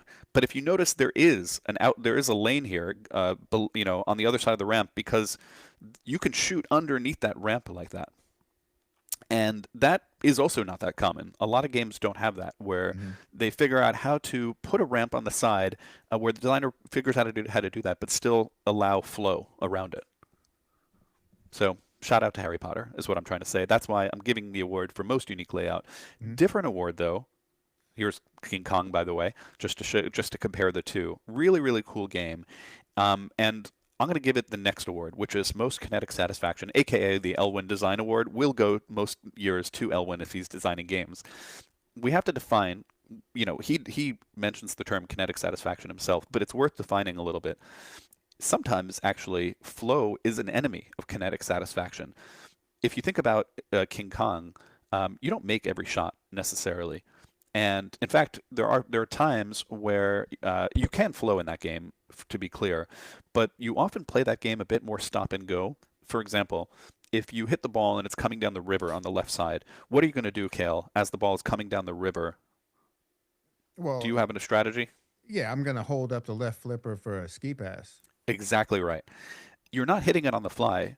Maybe the game does have flow, but in its design, it is, you purposely hold up the flipper. I mean, and then you trap it, and then you decide what shot you want. So I don't think, it's not an insult to say it, I don't think it's designed to have as much flow as like Star Trek from Stern, where you're just shooting nonstop and feeling every shot going. It has very good flow. It just doesn't design for maximal flow. Instead, it's designed with kinetic satisfaction. What I mean there is when you hit that right orbit and there's a punchback target that hits it back at you, you feel that, when it's going. Yes. When you're able to trap up the ball and there's a diverter, you pop up the diverter with the action button, the log bridge, and then it traps the ball, and then you hit a ramp, and you feel that. A lot, or the gong that hits the ball back at you, or the magnet that flings the ball. It has feeling to it. And sometimes when you have a big wide ramp, let's say like Johnny Mnemonic, I think people wrongly call that kinetic satisfaction. It's a great game. It's a great layout. It's great flow. But I don't know that it has kinetic satisfaction is what I mean. And I think when Elwin says the term kinetic satisfaction, he means something different than flow. I'll pause there. What do you say to that, Kel, as an argument? Yeah, I agree with all of that. And that's why, of course, King Kong will get the most kinetic satisfaction, as will all Elwin games, probably, as long as he's designing. That is what he designs for. King Kong definitely gets my vote on that. Yes, totally agree. And so there's my kinetic satisfaction awards. One example of the kinetic satisfaction, that the right orbit into that kickback target. This thing. Yes. If you notice it, the timing of that is like if you hit an orbit and it went all the way around. It's perfectly timed, as if you were to hit it this way. Instead, it's coming back at you this way, messing with your head. Elwin has said that was the first thing he designed in this game when he designed the game. And that's what I mean about each designer designing for a different purpose. Like Jack Danger has said, he designs the layout for most interesting ball paths first, and then he adds the mechs. Keith Elwin has designed something that makes you feel the kinetic motion of a punchback kicking the ball back at you. Whereas, let's say, Eric Minier designs, like, how does this represent the theme as best as I can and give you a lot of ball paths and that sort of thing. And then, of course, we go to our next award. But you could ask, like, maybe just to touch on the Harry Potter, why I don't give the nod to Harry Potter for kinetic satisfaction. It's a very fun game. But, like, if you look at the spinner placements, for example, in Harry Potter, you have this spinner here. And the only way to hit the spinner is going backwards. So the ball comes down and rips the spinner. You can't actually hit the spinner directly. And you don't feel the kinetic feeling of hitting that spinner. Compare that to like Bond's 60th, or King Kong, where you rip the spinner, and boy, it feels good when you rip that spinner. Central place spinner, for example, or the drop targets when you hit them and sweep it and then make the side ramp. There's another spinner in Harry Potter on the far lower right, but you can't really rip that spinner. You basically just get the tip of the flipper and it goes a few spins in there. You don't feel it as much. And so just those are examples of where like it's a bit lacking, at least compared to King Kong, in kinetic satisfaction. Still very fun, still very flowy, but that's that. Any arguments there, Kel? Sure. No. And we've talked about those spinners before. It is very interesting the way those are set up. Yeah, like I don't quite get why they don't put a spinner right here in the center. I can't accept that, but but maybe I'm missing something. Like old school Gottlieb flipper. Yeah. All right. So next award is best flow, and so what do I even mean by flow here? A game that doesn't let you trap up, that forces you to shoot shots, and those shots connect one to the next, where you could chain shots together. And King Kong has flow, but I gave it to Harry Potter. When that ball comes screaming down the outlane here, because there's no return, you cannot ski pass. If you try to ski pass, typically the ball will go right into the slingshot and get out of control. So the game forces you to take a shot. Maybe you make that shot to the right orbit, and then the ball comes down a different, screaming back again. Or you can make this shot with the left flipper, and it goes a loop all the way around. Or the upper flipper on the playfield, you can make repeated ramps, a spinner, then shoot another shot. It flows like crazy, that game. This is like one of the flowiest games I've ever played, I would say. That's why I give it an award, and I know you need more time on it, and hopefully we get that, Kale, but I think I can get you to agree with me on that. I mean, you're right. You're right. I haven't spent enough time with Harry Potter to appreciate it. But you're absolutely right. I think that wins for best flow. Okay. That's my Steve Ritchie award. He didn't make the game last year, so I'm not going to give. There's nothing there, to give. But all right, next one is most ball paths. This isn't always a good thing necessarily, by the way. But what it means is you make a shot and you don't know where the ball's going to come out. How many of those do you have? So I mean, let's cut to the chase. I mean, it's an obvious winner here, right? What is your obvious winner? Isn't it Harry Potter? Yes, except that I'm going to give a tie. All right. When Godfather came out, there was this running joke that started in pinball, where they were like, this game has this many ball paths, and like ball paths became like the new toys, basically in pinball. They were saying like they were showing off it as 42 ball paths or whatever, and that's one of the things that Eric designs for. It's theme immersion and number of ball paths, where the game comes out places that you don't expect, and it's different every single time. And I haven't personally counted, but both are really, really high in Portal and Harry Potter. I mentioned Portal earlier. There's all these holes in the game. I could argue that slows down flow in Portal, perhaps, but there are all these holes in the game where you get the ball in, and then it comes out somewhere different every single time. And then, of course, there's Harry Potter. There's a lot more than even the playfield is showing here. There's multiple magnets that will trap a ball and send it, down this orbit or back down that orbit. Of course, there's a spinning staircase. That's a diverter that goes in 4 different directions, obviously. And if you hit the shot here, the ball can go in 4 different directions. But if you hit the shot in the center ramp, it will go to that staircase and also go in 4 different directions. And so it's probably Harry Potter as number 1 and maybe Portal as number 2 right behind it in terms of just sheer number of ball paths. I think no surprise there. So we can move on unless you want to say anything else about this, what I'll call the Godfather Award. No, I think it wins. Okay. All right. Most satisfying ramp in pinball. This is just a ramp that feels good to hit. What makes you feel the best? This is my vote, at least for this, I'll tell you, is the King Kong side ramp. And I'll show the video and then see what you say, Kale, at the other end of it. And this is when you actually make the game have flow. So you trap the ball, punch back, hit that. So more climbing, more ramps, more modes, and then you trap up again. Yeah.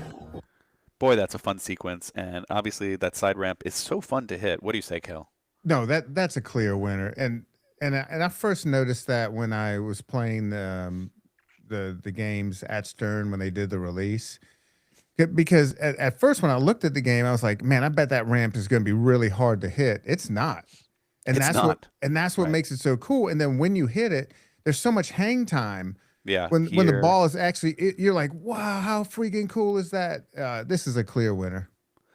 Yeah, and a little subtlety is that there are two different in-lane returns. So the side ramp returns to the top of the in-lane, but the Kong mech, I'm sorry, I meant to say the Gong mech here and also the cave return a little bit lower.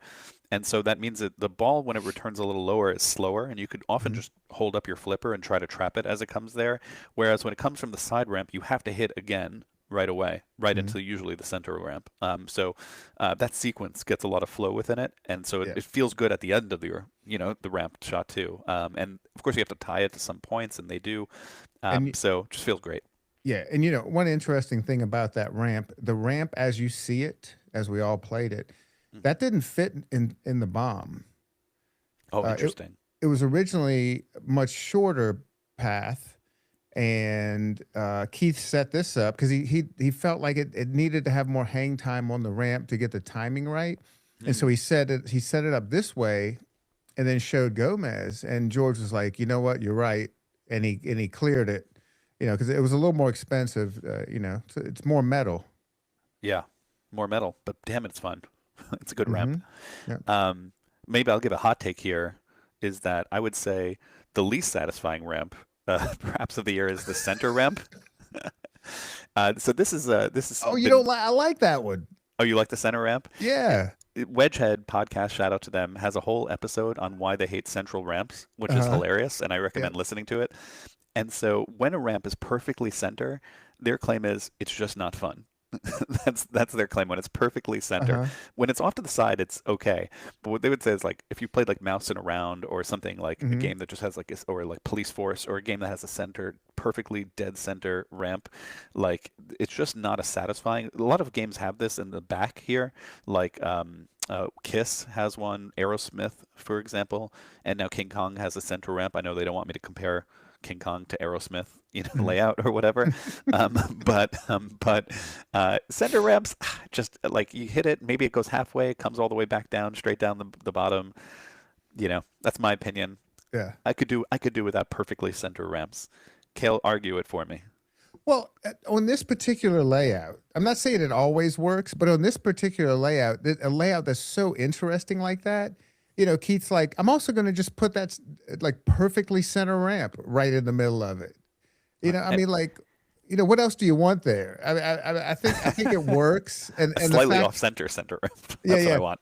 Right. And the fact that that is the ball lock, I think it's cool because, like, you have all these other paths you're thinking about, and that are very interesting. And then he adds the center ramp right in the bozo zone. Yeah, right in the bozo zone. Exactly. Exactly. So true. Which is also probably why they put a post because there. It is the ball lock, Right, and the ball goes straight down if you don't hit it. Like if it's a bit steep, so if it don't hit it enough, it goes straight down. And then they has a center post there that could bounce it up. And I agree with our chat here, Katz and Brian here, who's saying that King Kong has a great sequence where right flipper to the left loop and the side ramp and the right flipper, and you could repeat that. And Pocket is saying center ramps, they help with flow, but they don't make you feel satisfied, although they made you feel satisfied, Kale. Yeah, I like it. Okay, there we go. I'd argue that the Fall of the Empire center ramp is slightly better because it's a jump ramp, and jump ramps are cool, and you don't always make them, and then they go somewhere that you may not expect, But anyway. But not in the premium. Not in a premium. The premium, they make it worse. They make it worse. You're paying for it to be worse because you're paying to have a shot hit a dead end. Yeah. Nobody wants that. I can't get behind that. I'm sorry. I can't. But anyway, that's me. All right. Okay. So next we're going to go to individual mech, and I'm a little concerned here, Kale, that I've chosen wrongly, and I'll tell you why I'm concerned, Kale. Why is that, man? Kale, you did a roundtable podcast with Jamie and Ralph, as you do, and you've already laid out your case for what you think is the best individual mech, and you made a very good argument on that podcast, and it I admit, has already convinced me that I am wrong, and I didn't change it because I thought that was unfair. I will have to stand by my answer, and then I'll have to let you beat me up over the right answer. Is that fair, Kale? I'm ready. Okay. So I had said for my best individual mech, which is the Dune mech, the Willy the Worm, and I was saying that because boy, that mech is cool, and I do say it's really cool. Okay, the Mhm. worm can rise. You can treat it as a bash toy in one of the modes, so you could have to hit it straight on. There's a Uh-huh. magnet when it's all the way down. It can eat the ball, and we know how we like creatures that eat balls in pinball, and we hate when they don't eat the ball in pinball. Mhm. It can spit the ball back out and put it on this ramp. It can go all the way down and let you shoot behind it into this thing. And so that's why I gave the award to Dune. Kale, what do you say? You agree with me, I assume. Can we go back to the photo Okay. while I talk about this? Okay. First of all, I want to talk about how before I rip it to shreds. Okay. I want to talk about how cool it is. Oh, good. Look at that whole image. I mean, this is like when we were kids. This is the toy set you wanted. You know, it's like it reminds me of Stompers or the Ewok Village. It really ties the whole room together. Right. But by You the way, know? I might have given it the vote for best sculpts in pinball. You know, just the game, like all these sculpts that they have around. Mm-hmm. But sorry, keep going. Yeah, but clearly, the winner for best mech is the Dragon in D&D Premium, the Premium specific. Make your specifically. argument. So first of all, as far as toys go, the dragon looks like a dragon. Let's just say if you took these toys out of a game and you were to display them on your shelf the way people do, you would have to explain what this weird cylinder is on your shelf. It does not look like the worm in Dune. The dragon, you would not have to explain. That's a freaking dragon head coming out of a mountain, a cave. You know, you wouldn't have to, well, you know, explain, you know, well, it had to be shaped like a can of beans because that's the way it would work kinetically in a pinball machine. And it's actually very cool if you saw it in action. So that's one, you know, pro for the D&D Dragon. The D&D Dragon is it shoots out balls like flames across the playfield during the Dragon multi-ball. It's a bash toy, but it's a bash toy that like it has to move. You have to enable it for the chin to come down. Then you pop the chin with the balls. Not only that, the dragon talks, and it has like Hollywood quality call outs while you're playing. It taunts you. You know, I mean, to me, it's just a very clear winner when it comes to mechs. Not only is it the best mech of 2025, it's one of the best mechs in the history of pinball. Another thing, this is from the operator side of it, it works. I don't know if they fixed the worm in Dune, but the worm had serious issues. And I know people might be saying, well, hold on. There were issues with the dragon mech, like some board in the dragon that was almost catching on fire, which it was just like a diode popping and then smoke would pop. But the very first runs of the dragon did have issues, and they fixed it with subsequent runs. But the worm in D&D, I mean, the worm in Dune had serious issues, like show-stopping issues. You couldn't even play the game when these malfunctions would pop up. And you even saw that in Carl's stream of Dune, where he had to, you know, stop the whole stream several times to reset the worm. So that's another mark against the worm, but I don't know. Have I convinced you? Well, I'll tell you my answer, Kel. I'm going to do something that I wasn't prepared to do.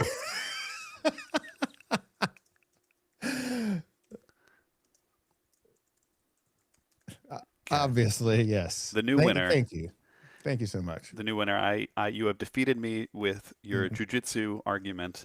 Yeah. I am hereby defeated. The answer is Dungeons and Dragons. That's Dragons awesome. You're right. And it protects its gold, and you have to bash its head and move it out of the way. I didn't get a chance to play the premium. I don't think I ever have, and that's the problem. I played the pro. And I'm sorry, Cal. I'm sorry.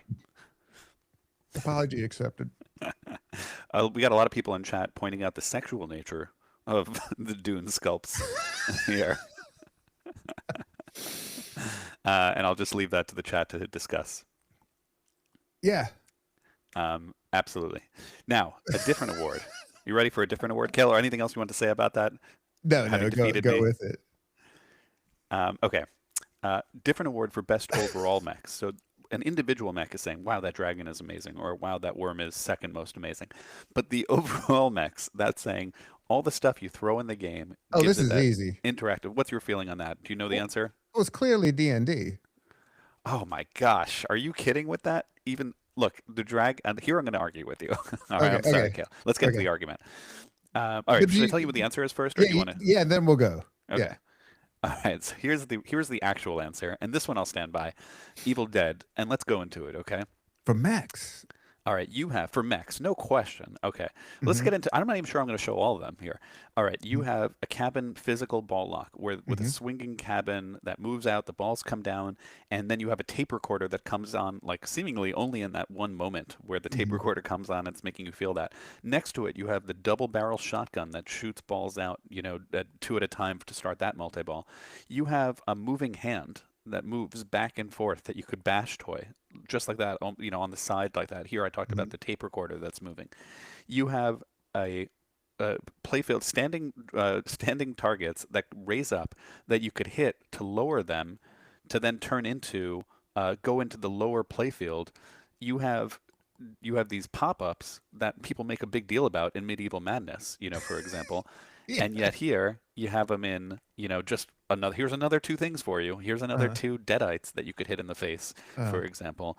And then, I think about this when I think about like Elton John, which like is to me a great layout, but a worse layout than let's say Spider-Man, for example, of which it looks quite similar. Because in Elton John, you have some drop targets and you hit them, and then there's just a wall there. You can't access the world behind it. Whereas at least in Spider-Man, there's like stand-up targets that you hit, and then they go down, and then you could go somewhere behind it. And then here, there's nothing there. You could just hit all these shots, and then in some modes, you'll have stand-ups that come up. You hit them, they drop, then a hole opens up, a trapdoor. You have to go into that trapdoor. So I'll show it like here, and you're in the lower playfield, for example. So to me, it has a spinning head, by the way, this Linda, good Linda, bad Linda, when you get into that scoop. So like to me, it's just like obvious. It has it has a ton of mechs going on in there. All right, I'll stop. Tell me your feeble argument for why the other 1.5 mechs of D&D help. You're absolutely right. I wasn't even thinking about Evil Dead. Fair enough. But here, this is why I was siding with D&D, because it doesn't feel, unless you could like argue this, it doesn't feel like any of these mechs are something new. True. It's just I had no argument. It's Not just even one. more of what we've seen in the past 30 years, all put into one machine. Incredibly impressive. I think the only thing we see that we could say is something new is the shotgun, loading the shotgun shells. But we have seen things where you have to hit. You have a one, double plunger lane in Twilight Zone, but it doesn't shoot both out at the same time. Right. Well, I'm just talking about how you load on the playfield. Yep. How you have to hit the shells, shotgun shells there. Exactly. Hit one or the other and then both, right? Yep. So that was my thought process. But where with D&D, we see truly something new. Mm-hmm. But man, I have to agree with you. Evil Dead's going to win this one. Okay, good. Fair enough. I appreciate that, Kale. You know what? We could both admit when we're wrong sometimes. Mm-hmm. And why not? Yep. All right. So, having said all that, finally we could talk about what is the award for overall best playfield design. Is it Evil Dead with all those mechs? Is it Dungeons and Dragons with its very impressive dragon mech? What about that ramp in King Kong? What about the flow in Harry Potter? What about all those theme immersion that you get in Portal, for example? In the end, obviously subjective, but for me, I'm going to say Harry Potter. I think it's a top 10 all-time layout. I think King Kong is right behind it as also one of the best layouts of all time. But for me, Harry Potter just flows like crazy. It surprises you where the ball comes out. It's an upper playfield I enjoy when I'm actually up there, and it's really hard to do that with an upper playfield. They did it in Jaws, they did it in Foo Fighters, but even for me, Harry Potter upper playfield works. It's got shots behind the ramp. It puts a ramp on the side, but lets you get past it. I don't like its spinner placement. You can't argue that point, but I say it flows fast, has a lot of ball pass diverters. I'm in on it. What do you say to that, Kale? I'm just gonna have my vote. I'm not gonna argue against you. You make a very good argument, but my vote goes to King Kong. It's not a crazy comment. Yeah. I think. Mm-hmm. I want to show the love to Eric Minier for such a crazy, impressive layout. Like it's unique with all those kind of feeding the out lanes. It forces you to play on the fly, as like good pinball should. I don't like stop and go too much, you know. Anyway, that's my answer. But obviously we could disagree on that.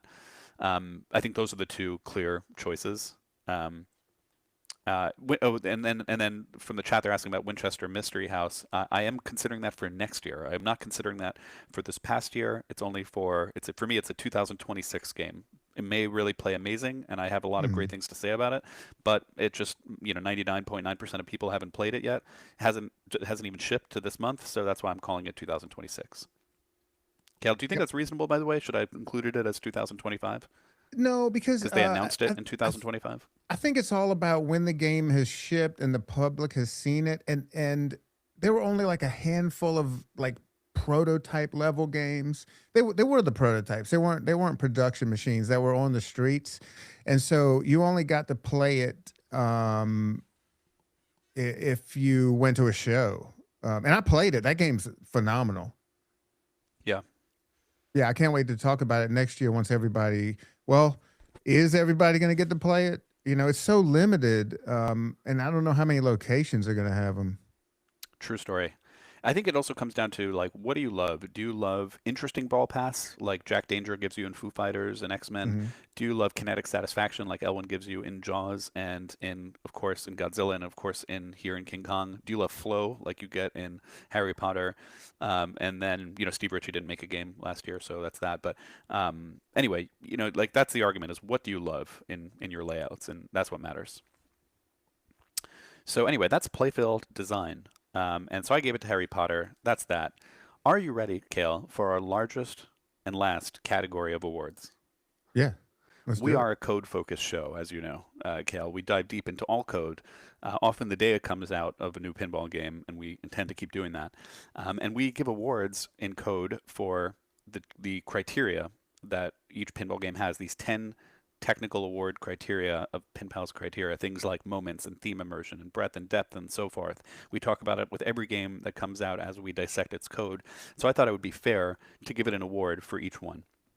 And so that's what we're going to do. We're talking about what can make a moment in using code. We're not focused on what makes a moment necessarily with the best mech, for example, but it's all about what makes you feel a moment. And so I'm going to break that down, though, and we're going to further, after we give those 10 awards, by the way, we're going to talk about launch code and individual modes and overall modes and multi-balls and best code. We're going to talk even more code awards. There's about 20 code awards. So strap in other words. But we're going to start with moments, and even within that, we're going to break it down to the best individual moment versus the best overall moments.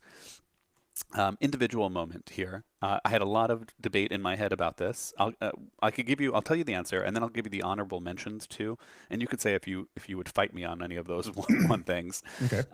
As an example, one of the honorable mentions is Dragon Multiball Start in Dungeons and Dragons. Like, I recognize that feels pretty cool when you do that. It's shooting balls at you and shooting all over the playfield. So that was in my top, let's say 6 or 7 potential moments to pick from. But let me give you, should I give you the other potential moments? Let me just tell you the winner first, okay? Yeah, go for me. All right, for me, the best individual moment is the Dune Desert Power multi-ball start, and I thought it'd be fair to show you what that feels like to start it off, okay?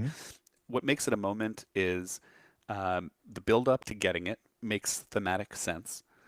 The moment pauses and involves you in lights and sounds and call-outs, and the screen goes big, and then the mech helps too. So let's actually show the video. Oh, the thopters, green stuff lights. like Like the blueberry. You have to Thank call you your. for this. You have to hit the pop bumper to call their worm.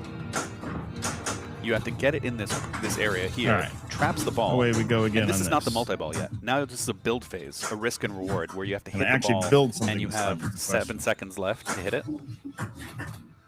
So you can build up the jackpot value, and then when you're ready, 14, 15, keep going, keep building, go, go, go. All right, let's take that. In theory, if I can actually get control here. There we go. All right. All right, let's go big screen for this.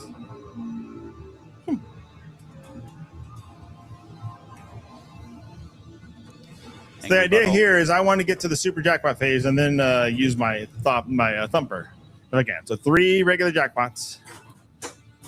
Move them. all right. So for me, there's like a reason why he went full screen there. He's not doing that in every game. He went full screen because he knows that feels like something. And even the display actually gets rid of all of the information and just zooms into the screen of the scene. And so that's why I feel it's a huge moment. Kale, I'll pause there. Do you want me to tell you the other moments before I hear your argument, or do you want me to the other honorable mentions, I mean? Or do you want to argue it right away? Yeah, keep going. All right, let me give you the honorable mentions, okay? We got Dragon multi-ball start in Dungeons and Dragons, shooting the balls, dragon flying all across the playfield, right, with its balls. And then Death Star Super Jackpot in Star Wars, where you make the shot and the flippers die. You know, so you feel like you made that one shot like Luke did to get the ball into the Death Star when it doesn't reject, and it doesn't with the new fixes that they sent out. So the Death Star Super Jackpot, I'll say, Dragon multi-ball, the Dune Pain Box, that's its own other moment where the ball gets in and you have to hold the flipper down and hold the central action button down with one hand while playing it with the other hand.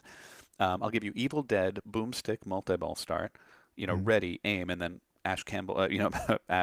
Bruce Campbell says something crazy at you, and then you have to hit fire. Evil Dead Cabin multi-ball start is another one where, like, you know, shut it off, and it goes crazy. I'll give you King Kong Deadeye skill shot mode where you have to like plunge into the left out lane as much as you can.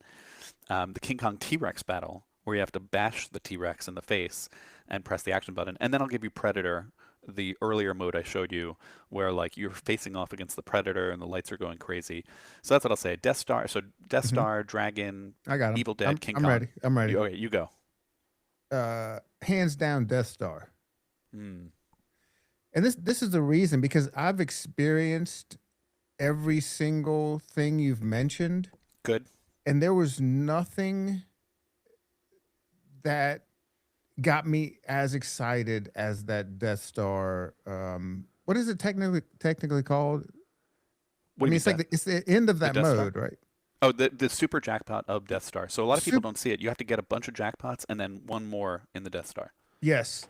The first time I did that, I remember like messaging people, like going, "Have you done this yet?" Just the feeling, the combination of so your flippers die, so you immediately look at the screen, and there's the Death Star explodes, and then if you are a child of Star Wars and you remember seeing this on a big screen at some point, it really took you back, and I think that one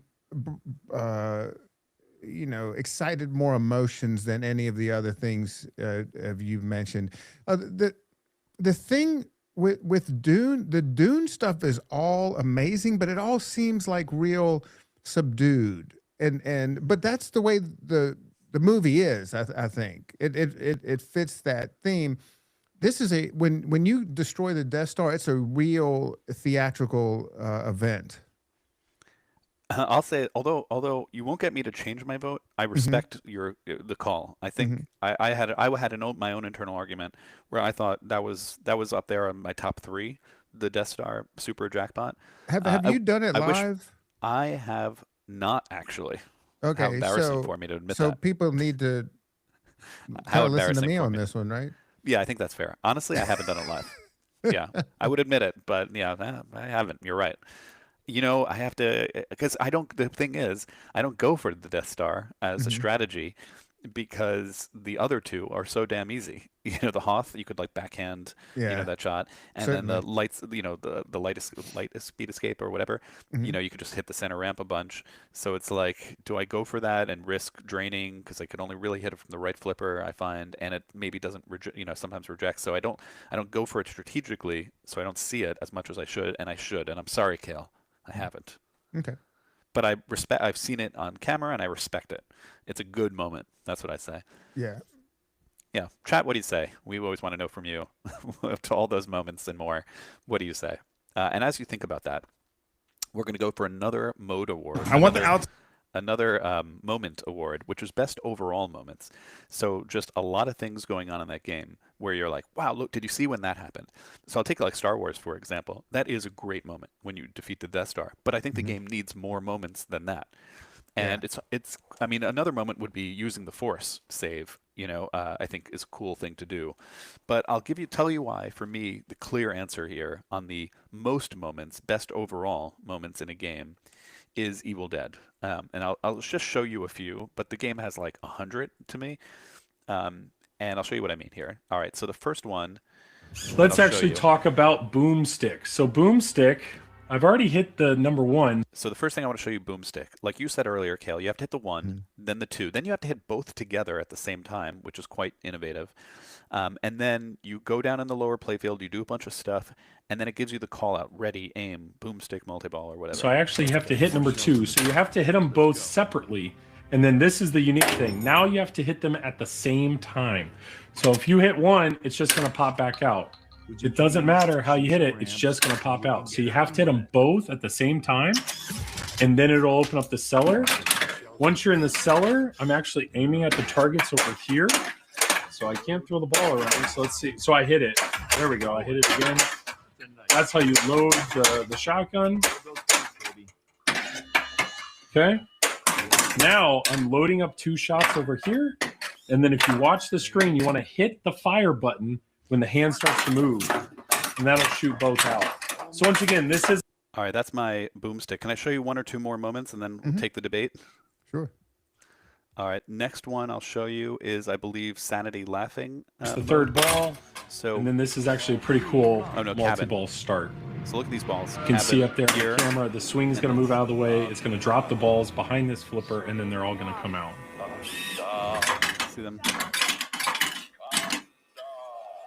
Here they come. Boom. All right, when you're in this, you want to hit yellow shots. All right. So that's that one. I'll show you one more, and then I'll take questions on it. All right. So this one is a mini wizard mode where every single mech is making noise in the game, and you have to hit them to shut them off. The cellar's going to pop up, and then you want to hit the cellar. In Insanity Multi-Ball, which is so great, every mech in the game you're going to see is going to be going nuts. Because you're going nuts. So you have to hit every mech in the game. Every mech in the game to work your way through the multi-ball. Here we go. So I need to hit that guy. I need to hit the pops in the back. There we go. I need to hit the cellar door. With the cellar door, I have to hit all 3 targets on the cellar door. And then I need to hit that Deadeye. And I need to hit... All right, Kale. I'll stop there. I could have shown more. What do you say to that argument? Once again, you've done it. You are 100% right. Good. I think so. I think I've made the argument there. Best overall moments goes to Evil Dead. Yeah. That's that. All right. Moving along, we're going to go to our next award, which is Best Theme Immersion Through Code in Pinball. And Kel, you will be happy here, Kel. You know why, Kel? You're going to be so happy. There's one clear winner. There is one clear winner, and for me, that is Dungeons and Dragons. And I'll tell you personally why I feel that is. Obviously, it's like a role-playing game. Dwight is obviously into the theme very much. He's very good at theme immersion. I have an argument against his pacing and other things in his games, but the theme immersion is there on a lot of his games.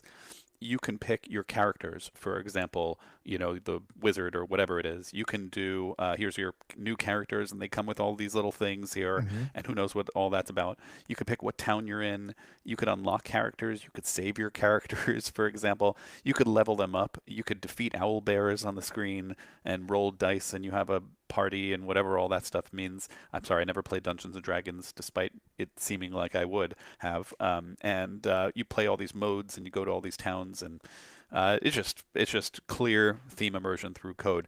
You don't need fancy. The dragon helps, that's for sure. But even forget about the mechs in the games. Just the code structure says this person cares about the theme deeply. That's what I would say. What do you say to that, Kale? Yeah, I mean, I'll go as far. I'll go as far as, is there a pinball machine that has better theme immersion? I mean, through code, arguably no. Yeah, no. Right. I don't even think there's an argument. It might literally be the best theme immersion. I mean, you can save your progress. You can build your character. You're making all these decisions. You can play the game so many ways, just like actual D&D. Yeah, this is a clear winner for a Lifetime Achievement Award of theme immersion. Yes, and if I had to say, like, each individual coder, just like I was saying, each individual designer designs for a different goal. Often I find each individual coder codes for a certain goal. Are they thinking about the risk and reward and pacing and that sort of thing? Are they thinking about, like Dwight does, I think he thinks about moments and theme immersion in code. You know, like Star Wars, I'm not going to get into the Star Wars thing, but the point is, I'm not going to get into it. There are parts I don't like, but the thing I think he does in his code is like make you feel like you're in that thing, at least in this game, for example. Yep. So no, Katz and Brian, not for this year. Every year we're going to do this. I think we could. What do you think, Kale? This is our first annual, but that assumes we're going to do more. I think we're going to do more. What do you say? Yeah, absolutely. And so we'll do it every year with the new games that come out, and we'll have this award show. But this is just for games in 2025. All right. Obviously, here you have this combined video mode dungeon kind of thing, and so that's theme immersion. And plus, with the dungeons changing like every Sunday, I mean, come on, that's amazing. Yeah, there's that. It's amazing. It's amazing there. All right, Breath. Breath is saying that when you start the game, what different things do you have to do? Are you playing modes? Are you playing multi-balls? Is that it? Are there different types of modes that you can do? You know, what are your, are there different other features? You know, what I call modes, like a traditional mode that you start and you play it. But here, I'd have to say this is almost close to being called the Elwin Award, because in every game, he gives you 100 things to do. If you're playing Jurassic Park, not to talk about Jurassic Park here again, but you have your control room modes and your T-Rex modes and your T-Rex multiball and your Chaos multiball and your Raptor multiball, but you could also do the paddocks, for example. And King Kong takes that to the next level. You can play your modes at the gong, fine.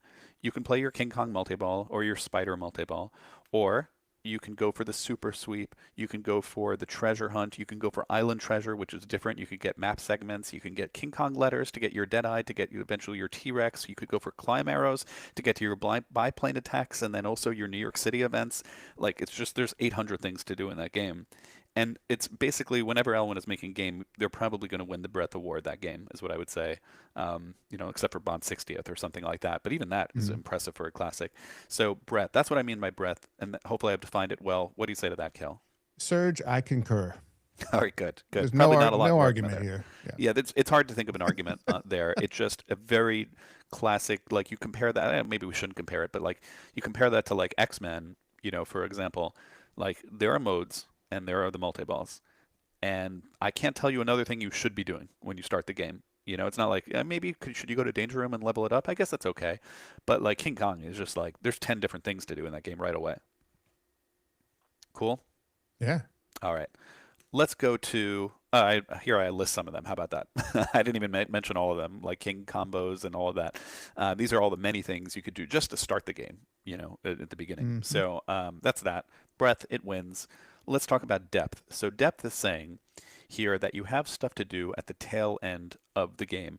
Do you have stuff to do when you defeat the modes? That's common in almost all games. Do you have stuff to do at the end of multi-balls? Okay, maybe that's common. You get a super jackpot or whatever. But here, I'll give it to Evil Dead, and I'll try to explain why. Let's see if I... you know what? Actually, here's a good way to show it. So Ralph pointed out Spooky's new feature called Spooky Tokens. It's actually not completely an innovative thing. Jaws did it with Shark Teeth in Stern's game, where you could kind of unlock additional modes by gaining Shark Teeth. So I'm not going to say it's a new thing, but this does give me a chance to show you all the many different essentially how many mini wizard modes a game has for doing stuff. So let me just play the video and you'll see what I mean. 6. So I have 6 of them right now. So what you do is you hold the the action button and the start button. So I'm going to hold the action button and hit the start button. And now it says select an award. So right here, you can see the cost of your coins and then how many coins you have. So if I wanted to access like one of these other modes, now I have 6 tokens. So I can't do destroy the book mode, and I can't do like some of the other wizard There's modes. Like 10 of them in this thing. But there's a bunch of them that I can access. I didn't even know this was a thing. Yeah, but that's a surprise, right? That's cool. So you gain tokens, and then you could play. You could start the game and just play a wizard mode instead of the traditional game. Mm-hmm. And they cost different token amounts. Yeah. Right now, let's take a second to answer the chat. Cats and Brian has a good point about games that with updated codes. Yeah, but is this the fault? Well, in fairness, like X-Men is even now isn't complete. I don't know if John Wick is not complete either, for example. And they could never win an award. 2025, or really when they came out, which is like 2024. And this is the developer's fault. If you want an award, you got to come out bang it with a banger. Yes, that's what I'm going to say. Right. I mean, I will accept like a completely overhauled code. Like, let me try to think about it. Like, I don't know. Maybe I don't have a good example. Like Metallica, I would have allowed to talk about Metallica code because like they really redid that when they released it. And Cohen, is there a Pen Pals episode on Kong yet? We actually, I think that was our first episode, but so much new stuff is out. It might deserve maybe it deserves its own episode as an official. But our producer Rachel Bess demands a Pen Pals on Avengers. I am ready. And the reason she's giving me the thumbs up, the reason is she's noticed every time you've done a deep dive on a game, more people have played them at the bat, and I'm sure it's the same. I've heard stories from the same, across the land. Yeah, no, I've talked about. By the way, Nick, fan of the podcast, Nick has talked about coming on our show to talk Avengers, and I hope we can set that up, Kale, because I know the rules of Avengers. I'll start by saying that. And the rules of Avengers are very complicated. And there are things about the rules I don't love. But I also do love Ray Day, and I don't want to make him say bad things about it. But I will be honest and say the code. So I'm hoping to have Nick on to argue. I don't know his argument, but that he might love the code, for example. And I want somebody to give another side to it, let's say, when we dive deep into Avengers. Yeah. But I'm ready, is what I'm saying. Yeah, let's do it. Let's talk about powering up every character and what they do at level 1, level 2, level 3 of all your different shots with all the different gems. It's a perk system, Kale, that has like 18 different permutations of perks, essentially. It's actually 20. It's actually 4. There's level 0, 1, 2, 3, and then which gem it's placed on. And that gives you essentially, I would say it's like however many shots, something like 8 times 4, about 30 different perks in the modes. That's one confusing thing. The other confusing thing is the bingo drop target thing. That's another thing to get into. But all right, I digress. We're going to do it, Kale. We're going to do it. I've been avoiding it, but we're going to do it. I'm ready. Okay, let's do it. Okay. And so anyway, for what I really like about Evil Dead and depth is if you complete 2 modes, you get a mini wizard mode. If you complete 4 modes, you get a mini wizard mode. If you hit the interactive hand a bunch of times, you get a mini wizard mode. If you play the multi-balls and you do the side quest in the multi-balls, you get to its own thing called its own wizard mode called Hero from the Sky. If you hit the captive ball a whole bunch in the spinners, you build up your insanity meter, and then there's multiple mini wizard modes there, like Mirror Mirror, Insanity Laughing, and I'm probably forgetting some. There's the video mode actually, which is quite in depth for the game and really impressive, and that's like you get it through some secret unlocks of getting audio books and audio tapes or whatever. So the point is, it has a lot to do, and it gives you something to achieve at the end of doing those things. So that's why, for me, it's that clear of a winner. What do you say to that, Kel? Yeah, well, I have to agree with you because I didn't even know this was a thing, and I'm excited to go try it out. Yes, great code. And good. We have Nick in the chat saying that he is pumped, and he does think Avengers has great code, which I'm happy to hear. All right, so, let's go to clarity. All right. So for me, clarity is the winner here is Dune, and it's not an argument. I don't think I can accept an argument here, Kale, but I will listen to one if you have one. But let me tell you, let me give you some background why here. All right. So here's my little mock-up of like understanding the Dune code. At the top, you have modes. The two blue things are different types of modes. At the bottom are the two main multi-balls. And if you want to get into this type of mode called harvester mode, the spinners change from day to night. And so if you're in the day and you get in the scoop, you start your harvester mode. If you hit the spinner and it changes to night, you start your prophecy mode. There's this multi-ball. All you have to do is hit a shot a bunch of times on the far right. There's this other desert multi-ball. Hit the green shots. Fine. If you do well in those, any of those four things, you get Dune letters, and Dune letters give you the wizard modes of the game. That's it. That's the code. I could say it in about 20 seconds. There's a lot of depth to it past that, I get. Yep. But those are your main things to do in the game, and it's said pretty quick. I'll show the layout here. Here's they reinforce everything I just said in the layout, like the day versus night thing. So here's the night in the art and the day in the art on the slings, for example. They reinforce it in the lighting, as I showed earlier, with the day and night lighting. In the rules, that's reinforced. It has the fewest screen transitions per minute, for example. So when we compared it to, like, let's say King Kong, for example, which has a lot of screen transitions all the time, in Dune, it has so few screen transitions, and in fact, they even, as I said earlier, invented a way for the info screen to overlay directly into the standard display to even further lead to unnecessary screen transitions. But having said all of that, Kale, there is one huge reason why Dune has the clearest code in Pinball. Are you ready for that clear reason? Yes, go. All right, and that is stacking. And I touched on this earlier, that we were going to talk about it. And to do this, I'm going to have an incoming rant about stacking. Are you ready for this rant, Kale? Yeah, go. All right, and for this rant, I'm going to bring in a brand new segment for the Pinpals called our Pinpals Deepest Dive. And I'll let the graphic and the theme song speak for themselves, Kale, as I go to this new segment here, Deepest Dive. It's time for our Deepest Dive, where the Pinpals explore pinball so deeply it may cause some of our viewers to leave their bodies and get sleepy. Warning, don't listen and drive.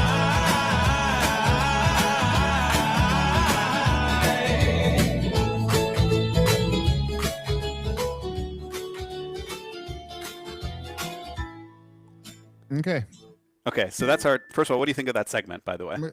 Oh, I like that. You're okay with that segment? I was about to fall asleep. Okay, good. Good. that's What's right. up, Slinger? Yeah, That's our right. First We are live doing. show. It's our first live show. I think we're gonna do them like this from now on. It's so good. You know what? It's good because number one, we don't edit our podcast anyway, Kale. Right? Like, I mean, you do a lot of things. I'm sorry, on the edges, but like we don't cut and paste or anything. We don't have ums. We just do the podcast, and so we might as well do our podcast live. Is that fair, Kale? Yeah. Okay. Stacking. Let's dive deep into this concept of stacking. And Jamie, get your bed out. It's time to go to sleep if you're ready for this. This is the deep dive talking about I'll stacking. be right back. Okay.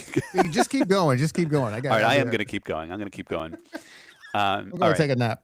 All right. So for the pinball novices out there, stacking is the ability to play multiple game features at once. 95% of Stern games, there are some exceptions, but 95% of Stern games take a moderate or centrist approach to stacking. You can start a mode and then bring in a multi-ball, but you usually cannot start a multi-ball and then bring in a mode. So let's say if you're playing Deadpool, for example, you can start the Juggernaut mode at the scoop, and then you bring in Little Deadpool multi-ball. But if you started Little Deadpool multi-ball and free that ball behind the drop targets and multi-ball is going, you can't suddenly get in the scoop and start a mode. And that's kind of the moderate coding approach that most games have taken, and Stern has led the way on in the world of modern pinball games. The advantages of doing this politically centrist way of pinball stacking is it's really good for risk and reward and really good for pacing. So, for example, it could create these moments of strategic decision making with risk and reward. You say, gee, I'm one shot away from that multi-ball, but if I just start that mode first and then go for the multi-ball, I can use the multi-ball to help me in the mode and get a lot more points. Should I go for that mode first? Should I not?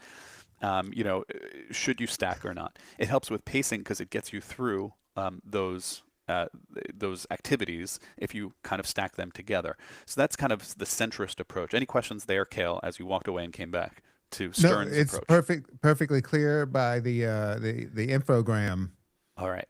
Now, if Stern is the political centrist when it comes to stacking, you now have two companies that are at the extreme and opposite political ends of this debate. And I'm glad we can have this debate now that Barrels is into it here too. So Barrels of Fun with their Dune is anti-stacking. Call it a closed borders approach, where the game, for example, has these modes, these prophecy modes, and they're great modes. There are these 6 prophecy modes, but you can't bring any multi-balls into them. Once you play them, once you're starting them, they are single ball. You can't even time them out. Once you are in them, you are in them. You have to either win or drain. There is no in between. I believe this approach at Barrels is influenced by one of the greatest players of all time, Bowen Kerins, who worked on these rules in Dune along with Phil Grimaldi, another great player. And I would say that the advantage of a closed borders approach is clarity. It forces clarity, and that's why we're talking about it here, because if you don't have other features going on at the same time, you only have one feature to notice. If there's only one set of lights for the mode and there's no jackpot shots, for example, you're going to thank you so much, Veridad.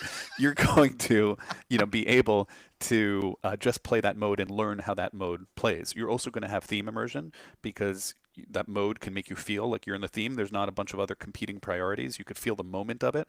And so the advantage of the closed borders approach is clarity, moments, and theme immersion.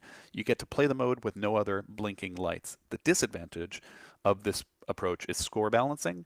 So if a mode locks you out of multi-ball, then a player might avoid those modes. They're like, I don't want to get in that mode. I'll be stuck in a single ball. The only exception is, and I think they did this with Dune, is you have to make that single ball mode very, very, very valuable. And I'll get into that in a little bit. That's closed borders. Any question with closed borders? Kale? No. Nope. All right.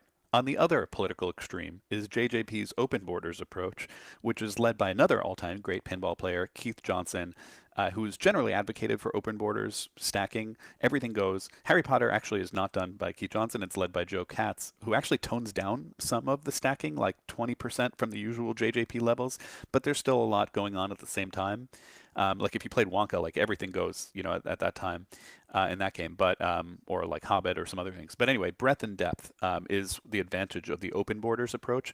If you have a lot of features, do you have a lot of stuff in your code? Do you have 90 modes like Harry Potter does? Do you have 6 different multi-balls like Pirates of the Caribbean does, for example, and 22 characters and 6 end lanes and out lanes and a combo system and 3 side quests and 5 super modes? If you have all of that stuff, then we're going to show it to you all at once, with this version. So if you have a lot of stuff to show, then you might take the open borders approach. I'll pause there. Kale, what's your opinion of stacking? Do you want everything together at the same time, like a melting pot? Do you want to enjoy each item on its own, like a salad?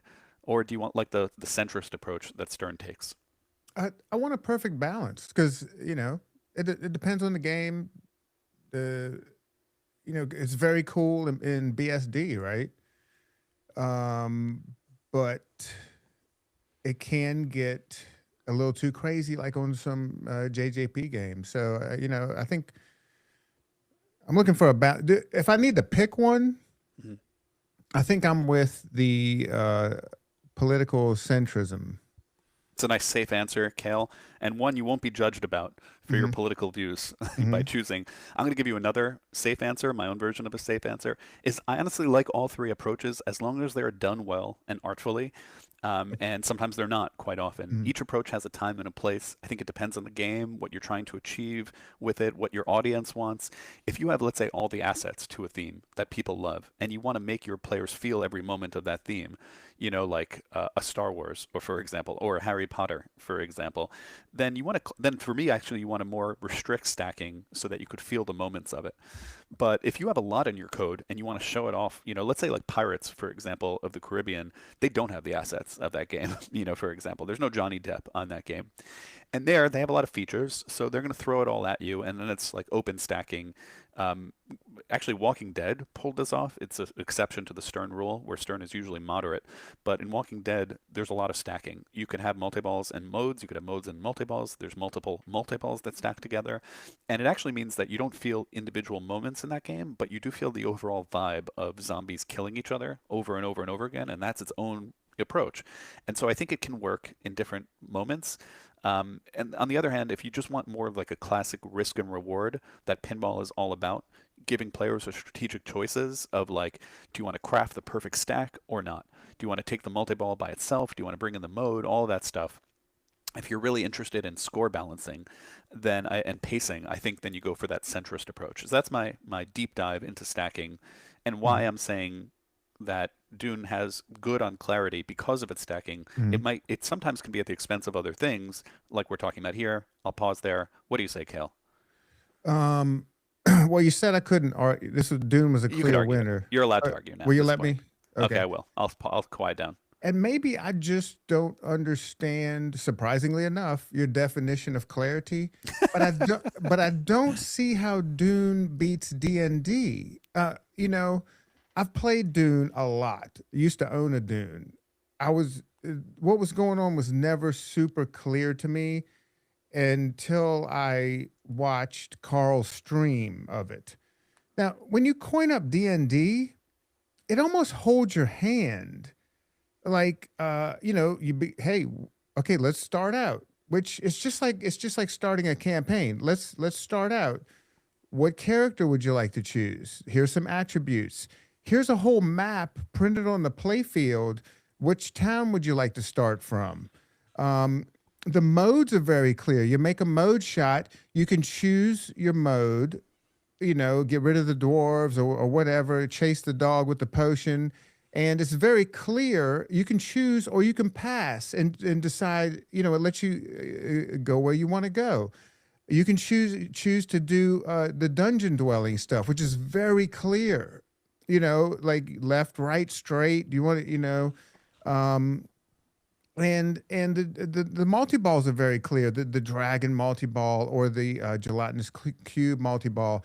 You go into this one shop that is a shop where you can purchase things, and it's very clear. You have this much gold, and you can choose from these items. I can't think of a game that's more clear than D&D. It is very beginner friendly and kind of hold your hand through the whole game. Go ahead, Serge. Let's hear it. All right, I'm ready for an argument against that. Can I give a rebuttal? Absolutely. All right, you pointed to and I feel almost mean about giving this. I feel almost mean. This almost feels too ruthless, Kale, but I'm going to do it, okay? All right, you talked about three particular things, like choosing your character, and it gives you all the stuff. What does this luck 60% mean? I'm going to ask you a series of questions to demolish the things you referenced. Well, you have 60% luck. Well, it's clear.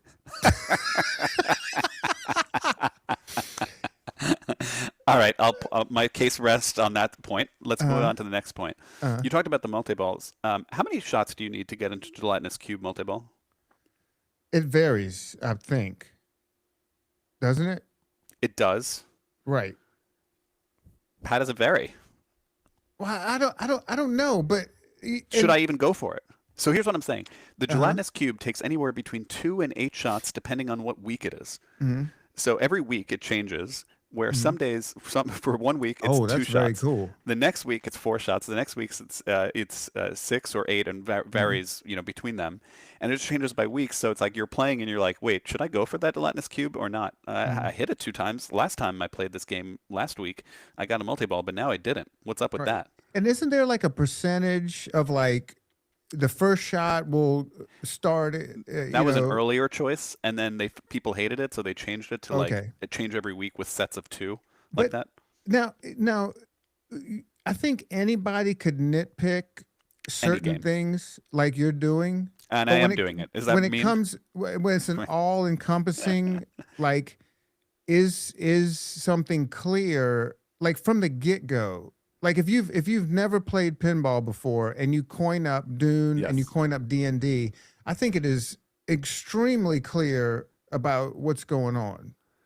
There's a map. If you get good enough, you can go all the way to the back of this map. I mean, the map's like right in front of you. So you're saying people come up to Dune and they're like, oh, all I have to do is use my right flipper to choose a character and my left flipper to choose a town.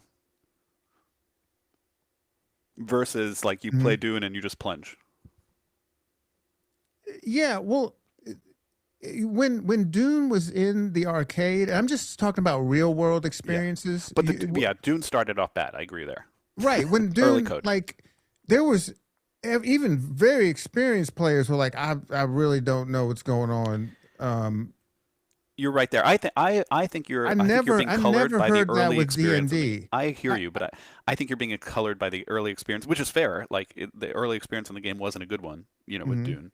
The code wasn't there, but in D&D it was there. Fair. That was a good one. That was a good one. We're still friends, right? we're gonna make it through. Well, I could just stop the stream right now. Oh, what happened? We don't know. What? Technical difficulties. Technical difficulties. All right, chat. What do you say as we go on to? What do we have? Please explain. Hold on. Please explain to me how in D&D to avoid being in a city and all I do is travel to another city, and once I get to the city, only thing I can do is travel to. Yeah. That's what you do. That's what you do. Go into a dungeon. Right. All right. So that's clarity. We're moving on to risk and reward. All right. So in risk and reward, It's time. Oh, we already did that song. I'm not going to play that song again. Yeah. Risk and reward. Sorry, Kale, I'm going to give it to Dune again, and let me give my defense of this, okay? And I know you haven't played this depth of the code because it was really early when it came out. Oh, but I agree with you. Sorry to interrupt. Oh, you do? But not because of anything I've played. When I watched Carl's stream, I clearly understood the risk and reward. I mean, it's like it's right in front of your face. Yeah, it's right in front of your face. I'll give you a few examples. I showed you the multi-ball earlier in Dune when it came to, for example, this was the when he was playing the multi-ball and he had hit this captive ball, for example. Right. And you have a few seconds he's going to get it in there, and now you have a build phase with time remaining where you could hit this thing as much as you can versus drain and lose your ball, for example, and get out of the multi-ball. And so you could build it. That's one thing, for example. Or I'll point out another thing in Dune. After every mode, in every mode, there's two phases, phase 1 and phase 2. And I was saying the dangerous thing about restricting stacking is it might make players avoid single ball modes unless those single ball modes were very valuable. And so they wisely made these the most valuable thing in the game by giving them two phases. And you get to decide at the end of phase 1 if you want to collect that 110 million or collect the jackpot in exit mode, or continue for 5 times that value. And so it's like 5x if you go on to phase 2, plus you get a perk from beating the mode. So they give you these kind of choices in the game.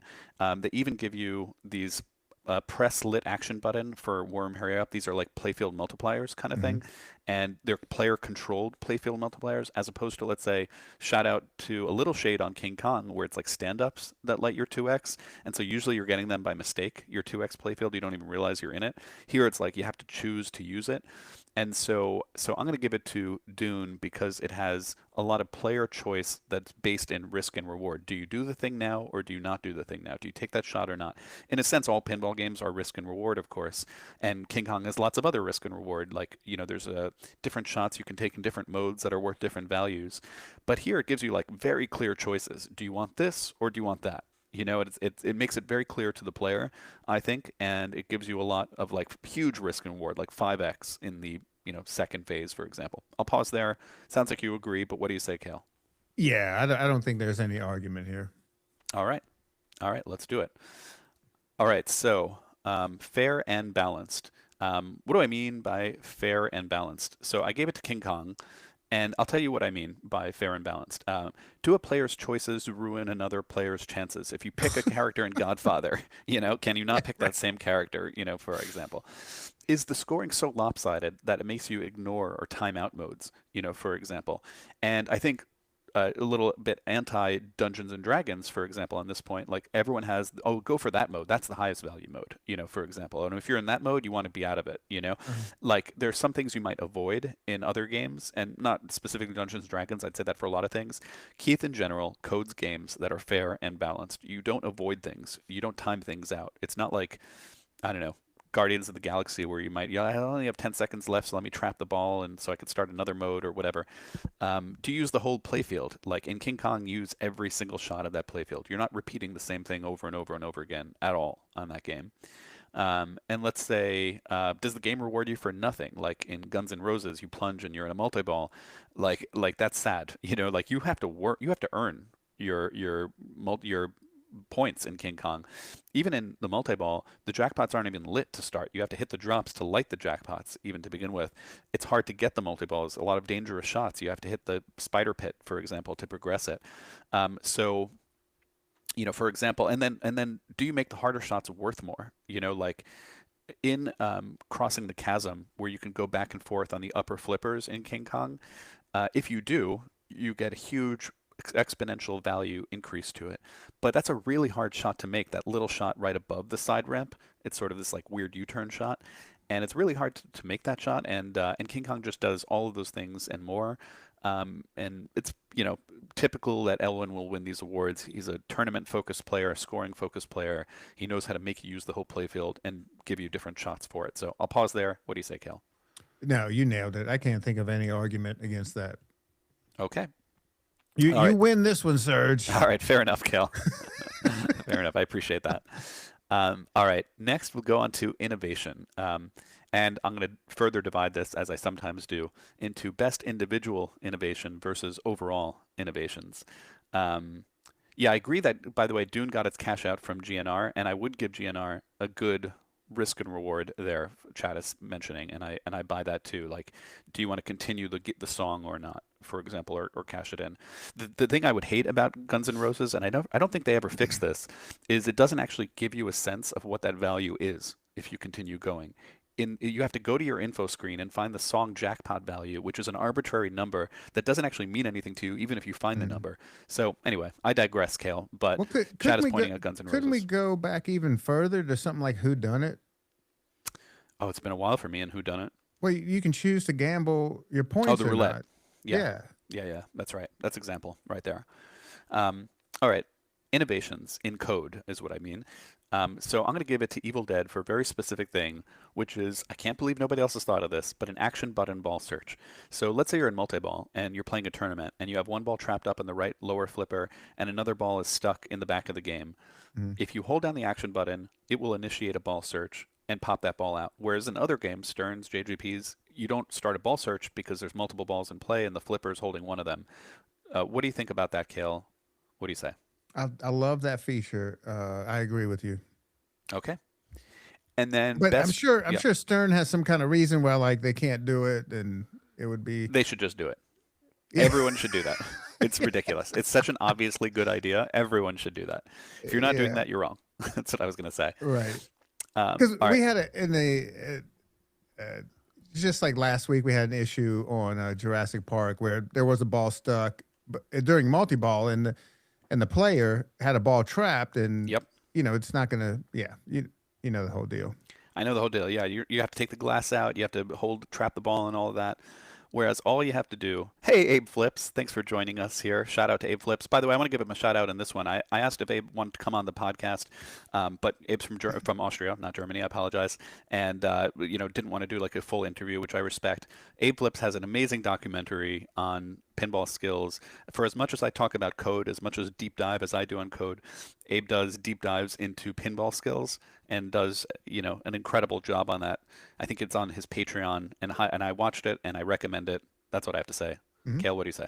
Oh, absolutely. I was chatting with Abe just yesterday, the day before, because there was a little controversy in the Arizona State pinball. Oh, do you want to talk about it? Tournament. Oh no, we don't need to get it. All right. That's a whole podcast within itself. All right, maybe we'll do that on a future podcast if we get approvals to talk about it. Yeah. All right. Let's talk about best overall innovations. In the end, I gave this to Harry Potter or Evil Dead. I'm sorry, I misspoke. I debated myself actually. But you know what? I'm changing it. I'm sorry. I'm sorry, Evil Dead. This is like when Moonlight lost to whatever that other movie was. I'm sorry. Don't you wish the Oscars were like this? Yes, just delete it. I've been talking about it so much. Actually, it's Leonardo DiCaprio. Yes, that's right. No, they did that in like 1 year where like Moonlight won versus the other movie that I don't remember now. Or maybe Moonlight. They said it won and then they had to change it at the last second. Yeah. Look it up, folks. Whatever. I didn't love either movie, but that's okay. So now let's go on to innovations. And I'm going to explain why I'm choosing at the last second here, Harry Potter. All right. So it gives you 6 mega modes that I'm not saying I love every innovation, but these are innovations. Mhm. They're modes that advance regardless of shots. It's a very weird concept. The mode has a huge timer on it. There are mega modes. Like you pick which one of the 6 you want, and then they last for many, many minutes, and they just progress. And if you don't do anything, they'll progress. If you do something, you'll get more points for it, but you don't need to do anything to make the mode progress and to see clips from the movie. The clips should be better integrated. That's a different problem, but it lets you progress the modes regardless of shots. I don't think I've seen that quite like that before. Guns N' Roses has something similar where the song progresses, but if you don't do something, they will boo you off stage.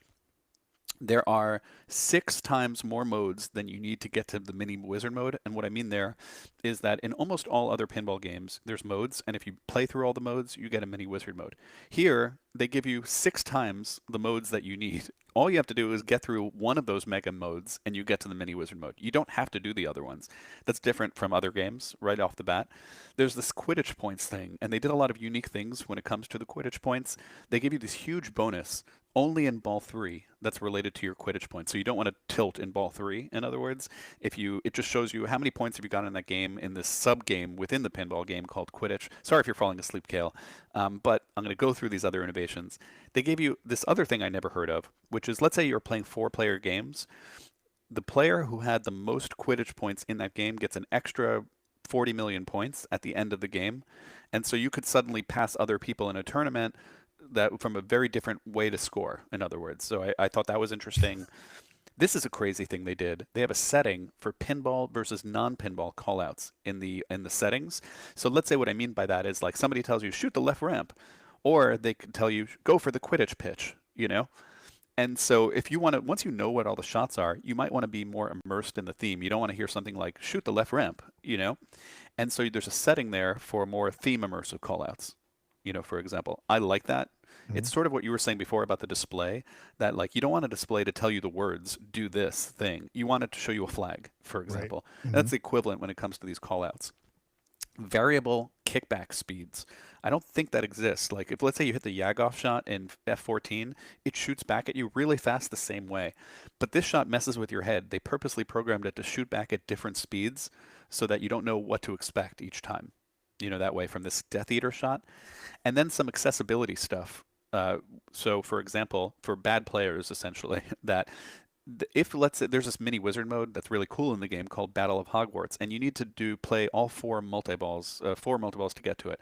But if you're playing 100 games and you don't get to this mini wizard mode called Battle of Hogwarts, the game will automatically, without you doing anything, change the rules so now you only need 3 multi-balls to get there. And if another 100 games go by, then it goes to 2 multi-balls. So they make it easier over and over to play the game. They also did this thing with the QR code where on the same game you and I could be playing, but you could choose easy settings, I could choose hard settings, or vice versa. So if like dad's playing with the son could play on the easier mode, for example. Whereas normally games have different easy, medium, hard settings, but it's global. Here it's player differences. So I'll shut up there. Those are my many innovations. Why I'm choosing at the last second Harry Potter. What do you say to that, Kel? I have to agree with you. There's so many things in here I didn't even know about, which are really, really cool. Yes, I did take the time here. By the way, I agree with yeah. chat. Sorry, you go, Cal. I apologize. Well, I've just the setting for pinball versus non-pinball callouts, so cool. I had no idea that was a thing. What really it impresses me is the intentionally variable kickback from the Death Eater. I had no idea that was a thing. Yeah, like if you're playing. Does it work? It works. Does it work is a good question. Honestly, that's a good question. That's a good question. I said yes, but I played that also at Ace Gogi, and it wasn't working. So yeah, that's what I remember. Everybody says that thing. Maybe yeah, it's a good point. Well, a lot of people say that thing doesn't work, but maybe they're experiencing the variable kickback. Maybe that's a feature. No, the one I experienced just had a little dribble out of there, like a 70-year-old man getting up to use the bathroom, just right. a little dribble kind of thing. But when it's working, it works well. That's what I was going to say. And to John Reed out there, I actually agree with you, by the way. I'm saying what's innovative. It is innovative. It doesn't mean I like it, and I don't, by the way, John Reed, the mega modes, for what it's worth. But it is innovative. I have to give it to them on that. And they did it because they want to advance the scenes more. On the other hand, they don't show you enough of the scenes with the callouts. Everyone's going to hate on me for that, but it's true. Anyway, I like the game. Clearly, I like the game, right? Yeah. Doesn't mean I don't have problems with it. Okay, that's that. But you know what, Kale? I went to the trouble of looking at all these innovations. I thought I would tell you some of the other ones out there for these other games. So, for example, Evil Dead, which I almost picked, had that action button ball search, which I do love as the best individual innovation of the year. Here's some other things they did. When you start a mode in that game, it tells you what the grand champion of that mode is. On all other pinball games, it tells you at the end of your game. Yeah. And you look it up at that point, but you're like, what's the grand champion for the score? What's the best mode? What's the best multi-ball? Here it tells you while you're playing the game. So it gives you that extra incentive to try to beat it and get on the board. For example, a simple thing, but I like it. They have hidden mini wizard modes that are just these extra things that players don't even know exist and are really hard to achieve, but are just there for fun. It's just it's crazy that they programmed so much in the game that they did these things almost for fun. Like the video mode, for example, which is a huge, extensive video mode, probably one of the best video modes in pinball. And I hate video modes in pinball, but it's one of the best. And to find it, it's really hard to find. You're playing a mode, and there's a hidden shot that they don't even tell you about, where if you hit that shot, it'll give you an audio tape, and then you collect enough audio tapes over the course of the game, and then you get the video mode. It's just that type of thing. It's just crazy, to be honest, to do it. It's really cool that they would go to the trouble. Boomstick, you mentioned it earlier. You need to hit 2 targets at once. It is the only game I could think of that you have to hit 2 shots at once. There are other games where you can hit 2 shots at once, like Terminator 2 multi-ball. To start it, you could fire the cannon, it could shoot 2 stand-ups, but you don't have to. In this game, you have to actually hit 2 stand-ups at once. I've never seen a game that has that. And then I mentioned it for depth. It might literally have the most mini wizard modes of any game ever made, and I give it credit for that. So that's my Evil Dead argument as honorable mention. Any argument there, Kale? Well, I can add an honorable mention. Please do. Evil Dead Remastered. Well, what do you mean? Because they've done something I don't think we've seen before, where you just release the code, and then if you have a watermark that says pending licensor approval, I think they should lean into that to just do whatever the hell they want. Oh, that's funny. Well, could you take you mean it Walking Dead Remastered? Sorry, you said Evil Dead Remastered. Oh, I'm sorry. Walking Dead Remastered. Yeah. Got it. Yeah, I mean, why not just go hey, let's just do all kind of stuff in here, and then just go pending licensor approval. That opens a whole new world. Like just the stern coders in zombie outfits running around. You name it. Right. I like it. I'll give some shout outs to King Kong. It might be the first game where 0 jackpots are lit at the start of a multi-ball. I can't quite think of another one, but maybe I should be able to. But it caught my attention. That's the main multi-ball. You have to hit the drop targets to light jackpots. It also might have the first game with a separate flipper count for each flipper. If you go to the New York City events, you have 40 flips on the left, 40 flips on the right, and you could use up the flips on one side before the other. And so that's some stuff for King Kong. For Dune, we talked about the status menu overlay on the display. The pain box is a cool innovation. You have to hold down the action button and only play with one hand, for example. They restrict stacking, which is interesting. There's barrel ball, which is like a stall ball on mode in Dune, where you could hold when you start the game. We play stall ball usually every Tuesday night right at the bat. And this is a mode designed just for stall ball. Changes the game entirely, and you're just trying to get it in there. So that is in Dune now? It is. I know it was in Labyrinth. It was in Labyrinth, right. Okay. Not quite an innovation because they already did it in Labyrinth, but anyway, that's that. All right, we're on our way. Kale, are you ready? Yes, where are we? We are pacing, a.k.a. the Elwin Award.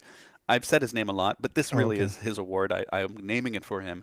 There's nobody better at game design when it comes to pacing. And what I thought I could do here to talk about pacing, Kale, I'm going to bring in a fan favorite segment of the Pinpals show. Do you know what I'm bringing in, Kale? I have no idea. Well, chat, you know it. You love it. It's Pinball Science Corner. Ooh, all right. Yes. We have to have at least one per episode. That is a rule as part of our contracts, I believe.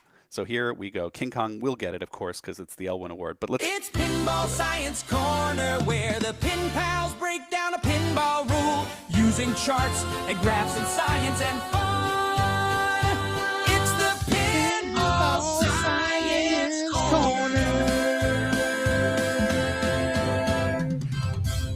Let's learn about some pinball. That's right, exactly.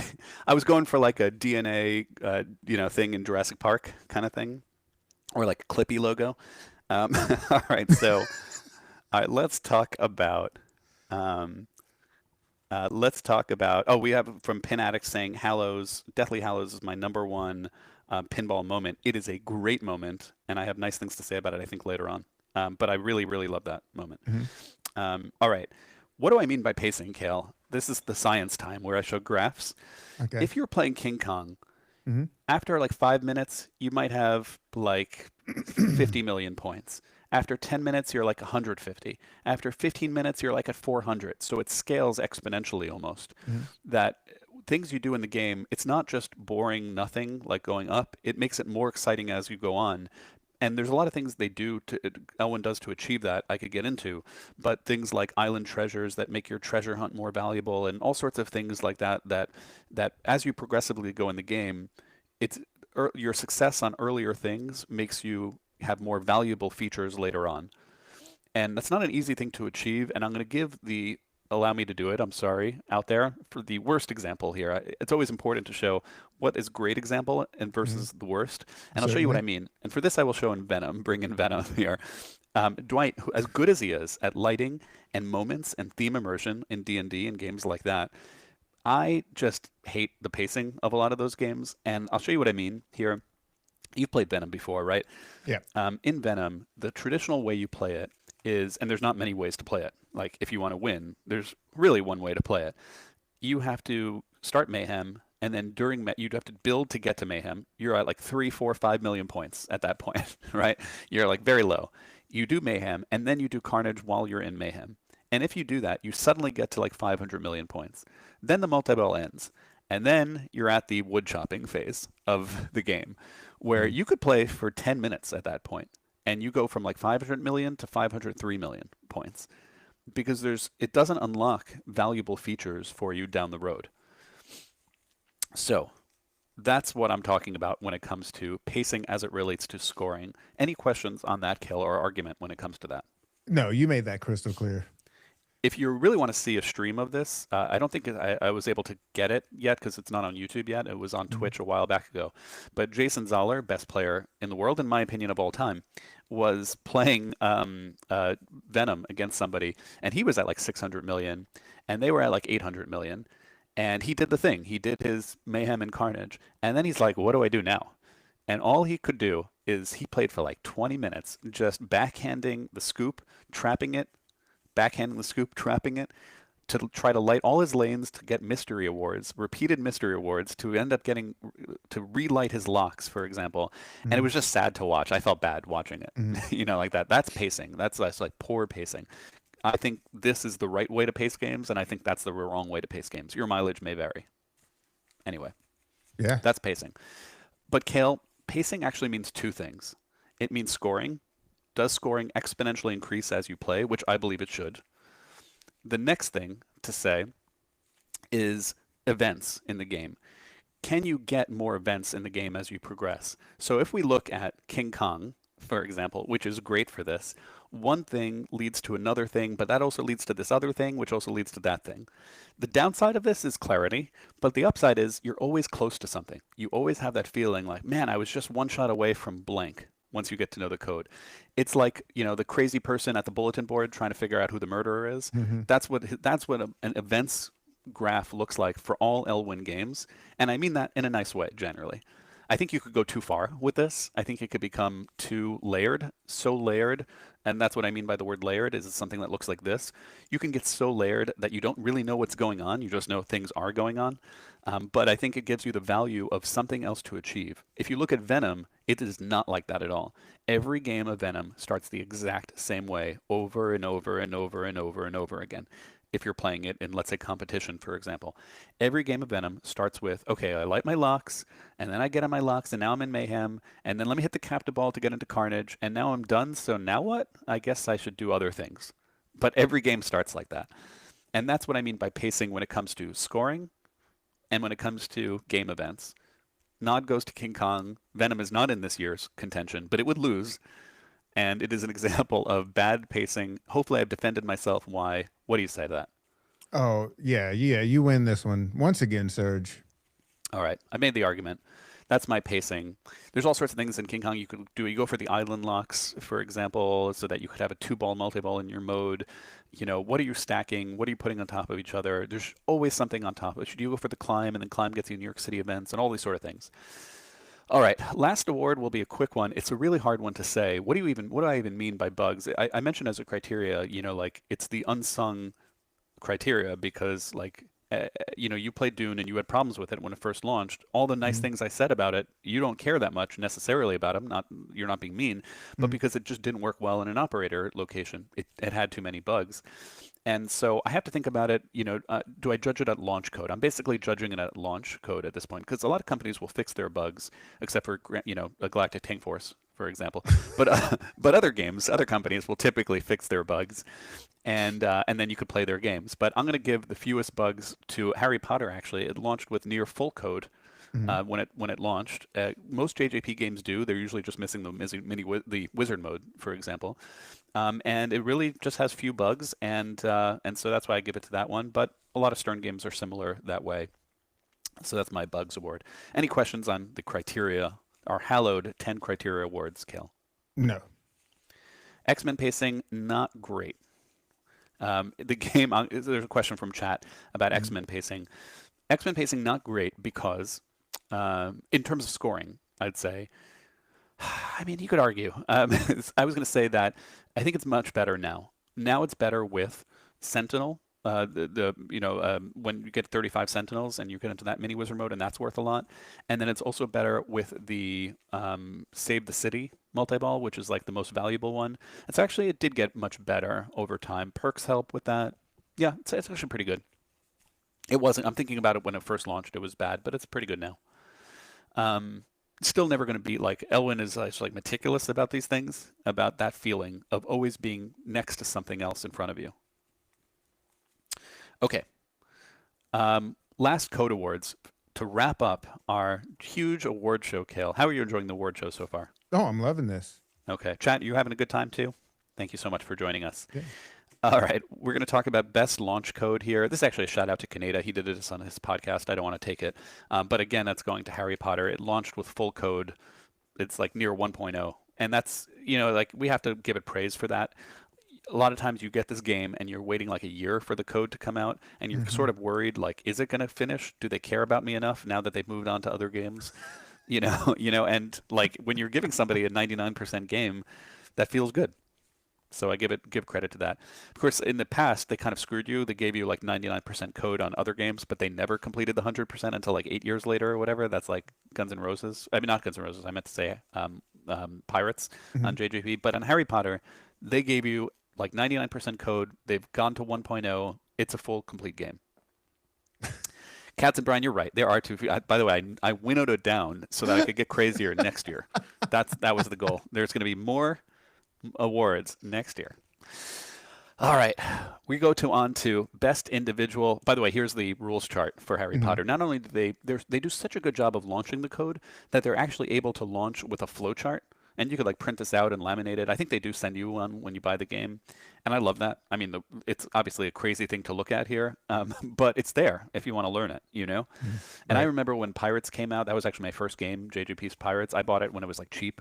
Relatively, to what it is now. I bought it new, and it came with this flow chart, and I printed like nerd I am, I printed the flow chart. I got it laminated. I was so proud of it, Kale, and I memorized. It was my first rule chart that I memorized, and it was a doozy to start with because it was like 22 characters and all these other things. But I digress. The point is that when you launch code, you could launch a flow chart. You could launch the rules. You could explain to people what the rules are, and that's just lovely. That's what I say. All right. Best individual mode. Here you might like me. I wanted to explain how I think about this, Kel. I will define a mode in a future episode. We've had disagreements, and actually, for fun, I've asked multiple different rules designers from the different manufacturers for their definition of modes. And I will do this on a future podcast, I promise, Kel. But we got some hilariously different responses. Yeah. One, Rick, that we got. We got one from Dwight, for example, for an incredibly detailed response in particular.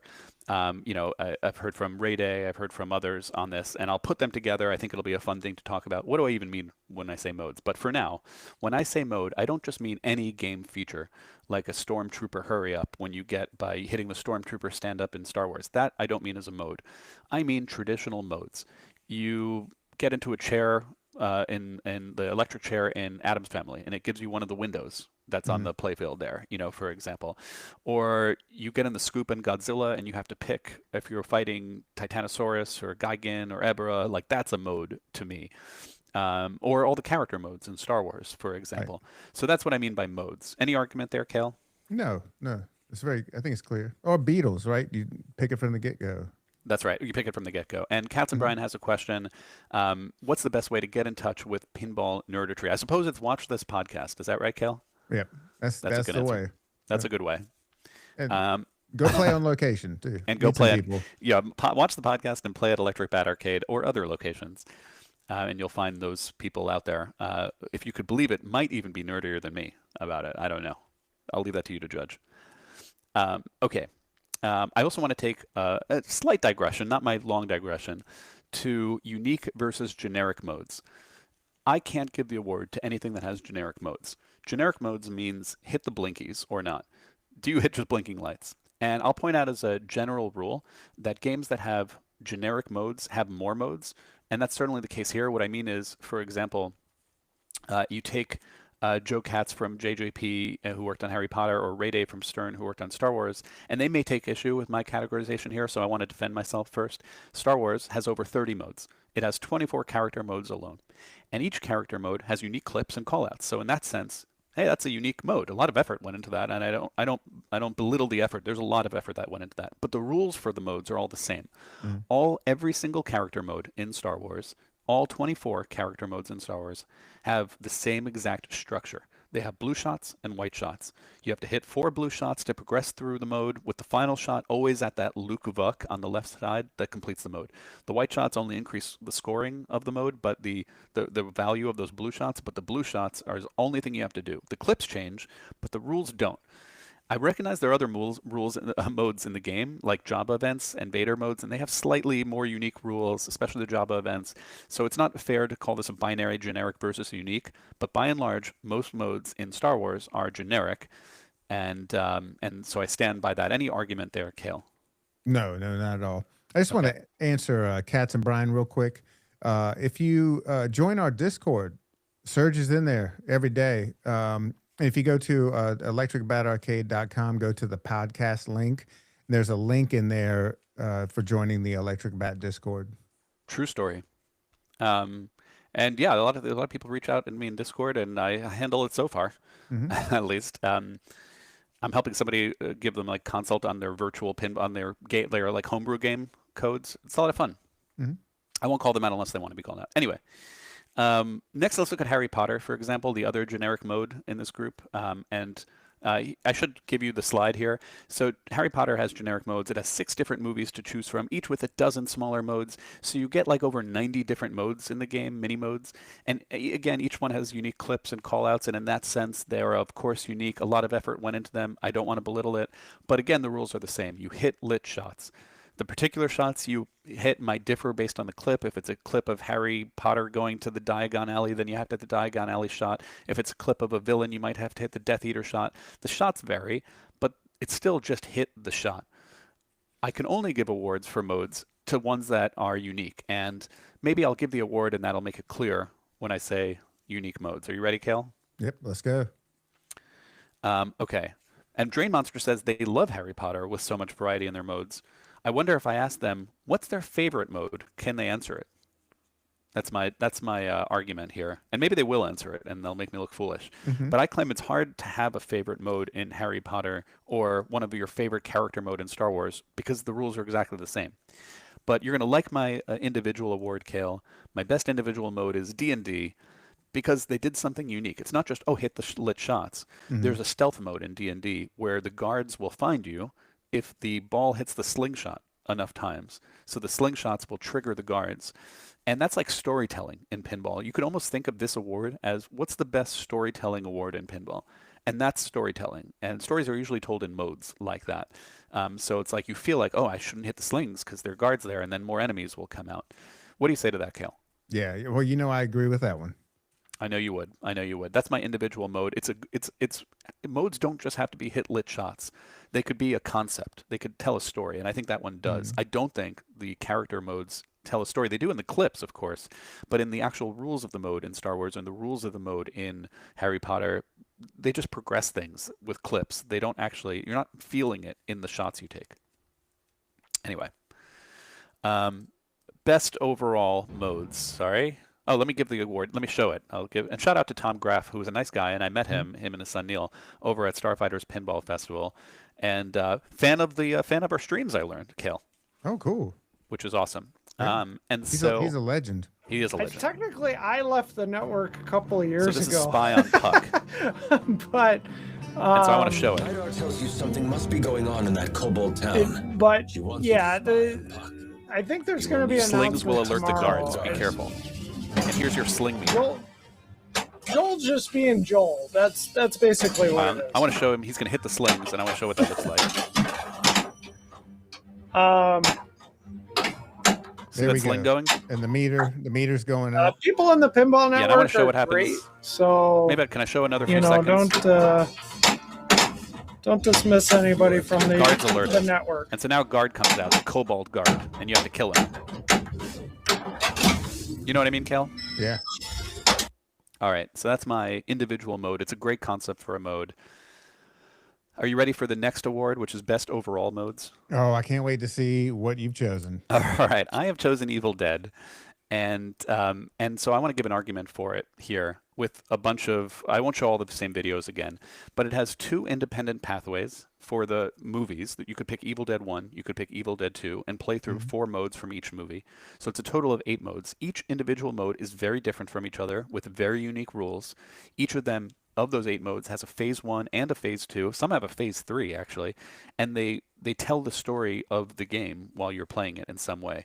In one of the modes, for example, at a random time, there'll be an alert that comes out that says evil has found you. And when that happens, you have to hide in the cellar as fast as possible. You have 4 seconds to shoot into the central cellar, or you lose the mode. For example, it has nothing to do with just hit lit shots. There is that going on, but you have to think about and feel like evil is finding you. In another mode, Ash is evil, and you have to hit the evil shots to turn them blue, which is good. You know, these are the stories of the theme come to life through rules design. So that's my argument. What do you say to that, Kale? Yeah, I'm with you. They're all such great games with great modes. For me, I don't really have like a clear winner, but Evil Dead's a good argument. Right. And here's the modes, by the way, in the back board here of the game. It actually shows you like a jukebox, like AC/DC does. It shows you kind of what mode you're on, and that's cool too. All right, I won't actually show off. I actually want to play Evil Awakens, so I'm going to move it over to that. Do you want to see it? And I'm going to go ahead and start the mode. Let's switch up here. All right, so here's like one of the modes, for example. And let's actually focus down here. One of the great regrets. Right, okay, if you look down here, this is what's up. So there's a target in front, and you can see the scrolling lights. So I actually have to hit the Cheryl targets while... All right, anyway, you get the idea. Mm-hmm. All right, so that's Evil Dead. Best overall modes. They put a lot of passion into mode design there. I saw the same in Beetlejuice, even early code already. Like they're thinking about how to make the modes mean something and feel like a story, not just feel like you're hitting shots. Okay. Best multi-ball start. And might get some disagreement here. Kale, this is a multi-ball start that's cool. Here we go. All right. A multi-ball start that's cool and feels cool. Some of the best examples we mentioned before, missed multi-ball. That's in my top 10. Mm-hmm. You know, for example, you hit the ball as it's floating across the screen, for example, or Addams Family, the big call out. Mm-hmm. Here, I'm going to give a tie to Dune and Evil Dead. I showed Dune earlier already, so I won't show the whole thing again. The thopters, but that's stuff like where that. the desert like the power blueberry. rises. Thank you. And well, I won't show the whole thing. You get the idea, right? Mm-hmm. All right, let's show Evil Dead. There are 2 I could show the here. Dune. Let's actually talk. Maybe I should have shown it to argue with you. Yeah. Are you talking about where the worm grabs the ball? I am talking about it. Okay. Yeah, that's great. All right, 14, I'm gonna make 15, you know what? keep going, It keep deserves going, to be keep going, seen go, one go, more go. time. All right, let's take that. All right, he's going to take it. So now you're going to In feel theory, it. if I can actually get control here. Look how the game state is going to change. There we go. All right. All right, let's go big tree for this. Great music playing too throughout it. Worm buttholes coming out, eating people alive. So the idea here is I want to get to the super jackpot phase and then use my thought. Look how it's rising, thumper. by the way. The Okay, worm so 3 rises regular and drops the jackpots. ball off on this ramp. Very cool. Move 'em. I want the outside ones too, so I can get the highest value. So you might not. It's hard to appreciate on a top-down view, but the worm is actually rising. You know, you're feeling it. Yeah, in person, it's something else. All right, good. No argument. Not so arguing there, right, Kale? Right. All right, let's do the other two I showed earlier. Let's actually talk about boomsticks. And So I'm not gonna play it again too much, but like you have to earn this boomstick in very theme immersive ways. You have to hit the 2 shotgun shell shots, and then it goes ready, aim, you know, and it usually curses at you if the family mode is off. You know, and then you have to hit the fire button and to launch 2 balls out. I think that's really cool. Start to a multi-ball, and I gave it as a tie because Evil Dead also has this cabin multi-ball, which I also showed before. You know, where all those 3 balls are going to start, and then she yells out, "Shut it off!" flipper, and then they're all going to come out. With the cassette tape we're going. Here they come. Boom. All right, when you're in this. That's a big moment. Is that fair, Kale? Do you have another argument? Yeah. Dragon? You're not gonna believe this. No, I should have done it. You're right. Dragon. Yeah. I find it weird that it's overlooked. I know. No, you should find it weird. Watch. Well, because you have to make this one shot. You know, it's lit red. It's very clear. It's like, hey, you want to start this dragon multi-ball? You got to shoot this. And then there's this call out, dragon multi-ball, and it's very thematic. But then you have time to think about your strategy, because it's like, okay, do I deploy the shield right now? And then you go at it. It just I'm glad you added it on there. It was the right thing to do. I was wrong. I admit I've been overlooking it. And you're right. Now tell me, in your opinion, is it because it came out so early? I'll give an opinion, but the opinion. I mean, you were just clearly wrong on the mech. Right. Yeah, I was clearly wrong on the mech. That's obviously true. I think a few things. I think that overall, the layout is not as exciting as, let's say, King Kong or Harry Potter. Yeah. I think that the code is really theme immersive, but it's a bit imbalanced on the scoring too. You do the dragon, and then what? You know, like you try to get gelatinous cube, I guess. But there's a lot of pauses in the game. So I think that there are good things and bad things about it. On that point, very quick, what do you do in a tournament? You know, we don't have any save progress or anything like that. It's Dragon multi-ball, right? The answer is Dragon multi-ball. Okay. Whether or not you have a mode or not, you get Dragon multi-ball ready. You're going to play the same way. Typically, you might pick the wizard, which has the longer shield time, so that you could do better in Dragon multi-ball. And you also might pick the lower right town Arabelle offhand, because that has the potions for Nidar, retrieving potions for Nidar, and that's like the most valuable mode. And so you do that, and then you leave and don't play. Once you beat it, you don't play the dungeon in that. You go to another town so you could rescue the kobold miners. It's just like a very specific set of pathway that a lot of people would go through in that game. And plus, there are people who don't forget about the mech for a second. There are people who don't love the layout. Yes. And what I mean is, like, you shoot the left lower saucer area, which is the shop, and then it fires the ball to capture it on it. So it just pauses the ball there, fires the ball to capture on another magnet. That's really the only good way you can make those shots on the left. You could hit the orbit around, but it goes too fast to hit it. So it's, I don't know. There are people who don't. I know Jamie doesn't love that, for example. Or you can do that shot the inner shot. Yeah, that comes around. Yeah, on the right side. And that's it's a more reliable feed to the magnet. I mean, it's a good layout. It's not a great layout. I'm not saying it's bad. It's not a bad game. It's a good game. I don't think it's a great game. That's my take on it. Am I allowed to have that opinion? What do you say, Kale? Oh yeah, 100%.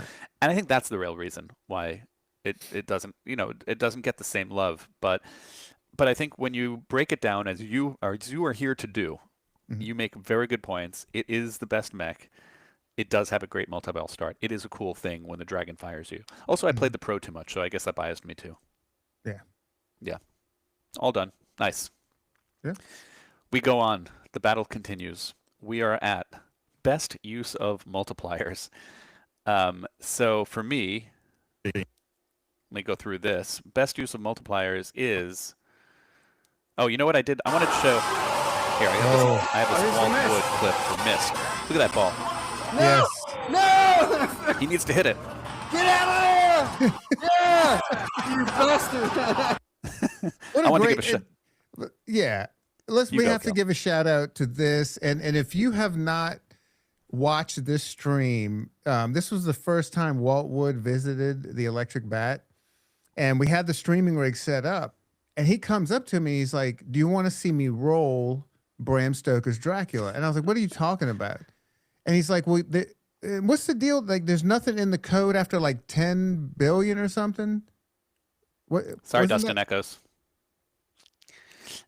Yeah, there's. I forget that too. I'm sorry. I think it's like there's there's some bugs in that game. Obviously, there was when Johannes played Daniele on it, but yep. Yeah.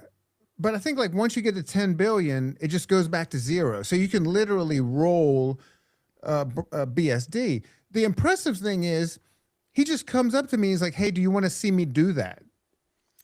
And and he pulls it off, and it's all on video right there. Right. Well, shout out to Walt Wood, and he does his own podcast too. Really one of the greatest players of all time. No matter he's always in the top 50, but really he's one of the greatest players of all time. Yeah. Like if you look at the IP ranking, which is already really high, For sure. even if you don't forget about that, he's really one of the greatest players of all time. It's just something to watch. Yeah. If you want to know another very notable thing about this exact same day, after he does that, he's like, do you want to see me beat Jurassic Park? And I was like, I didn't even know you could beat Jurassic Park. This was years and years ago.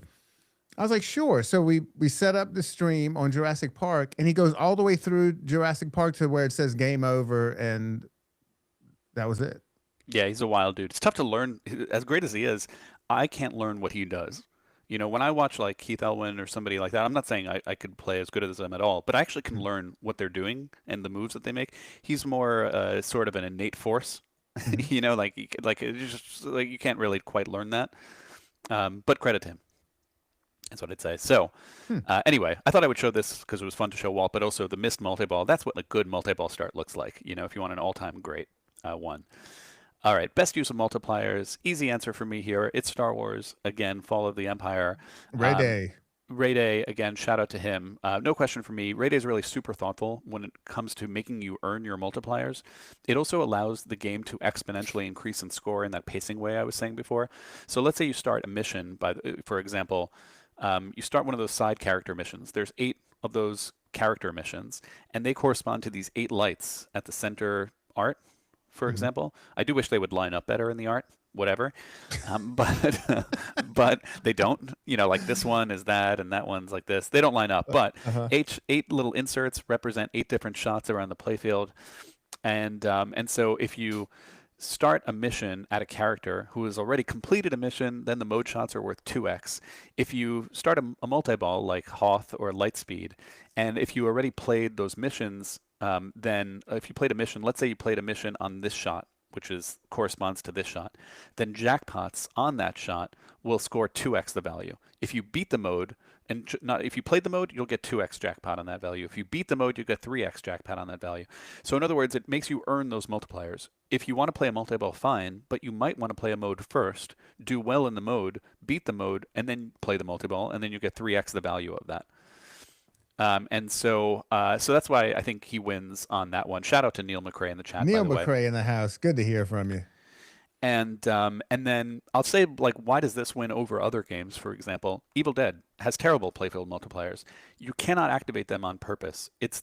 There are these hidden stand-ups near the pop bumpers that you get from a left orbit shot. And so you just have to hope that you randomly bounce into them, and then you start a playfield multiplier. What makes it even worse is that at the same time as you're hitting those stand-ups, you're hitting the pop bumpers, and the pop bumpers give you a bad award. They give you this thing called Linda Tricks. So you have to hit the left orbit, which gives you a bad award, but also gives you a 2x, maybe sometimes. You can't do it on purpose.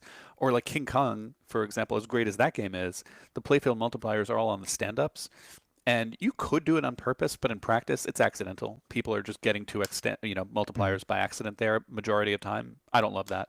Here, this is very purposeful on if you want to score higher. So shout out to this one. I could say more about the multipliers, but I won't. There's like the ion cannon and pop bumpers and shot multipliers. I won't get into it, but the point is, a lot of thought goes into it. Shout out to Ray Day. Fan of the pod, this is a clear winner. Yes. And so with that, I will go on. We're almost at the end. I promise, a chat. We're going to go to mission. When I say mission, there's a bunch of M's in pinball. There's modes, there's multipliers, there's multi-balls, and then there's missions, also called the side quests. These are things you do over the course of 3 balls to beat the game, or to get to a mini wizard mode, for example.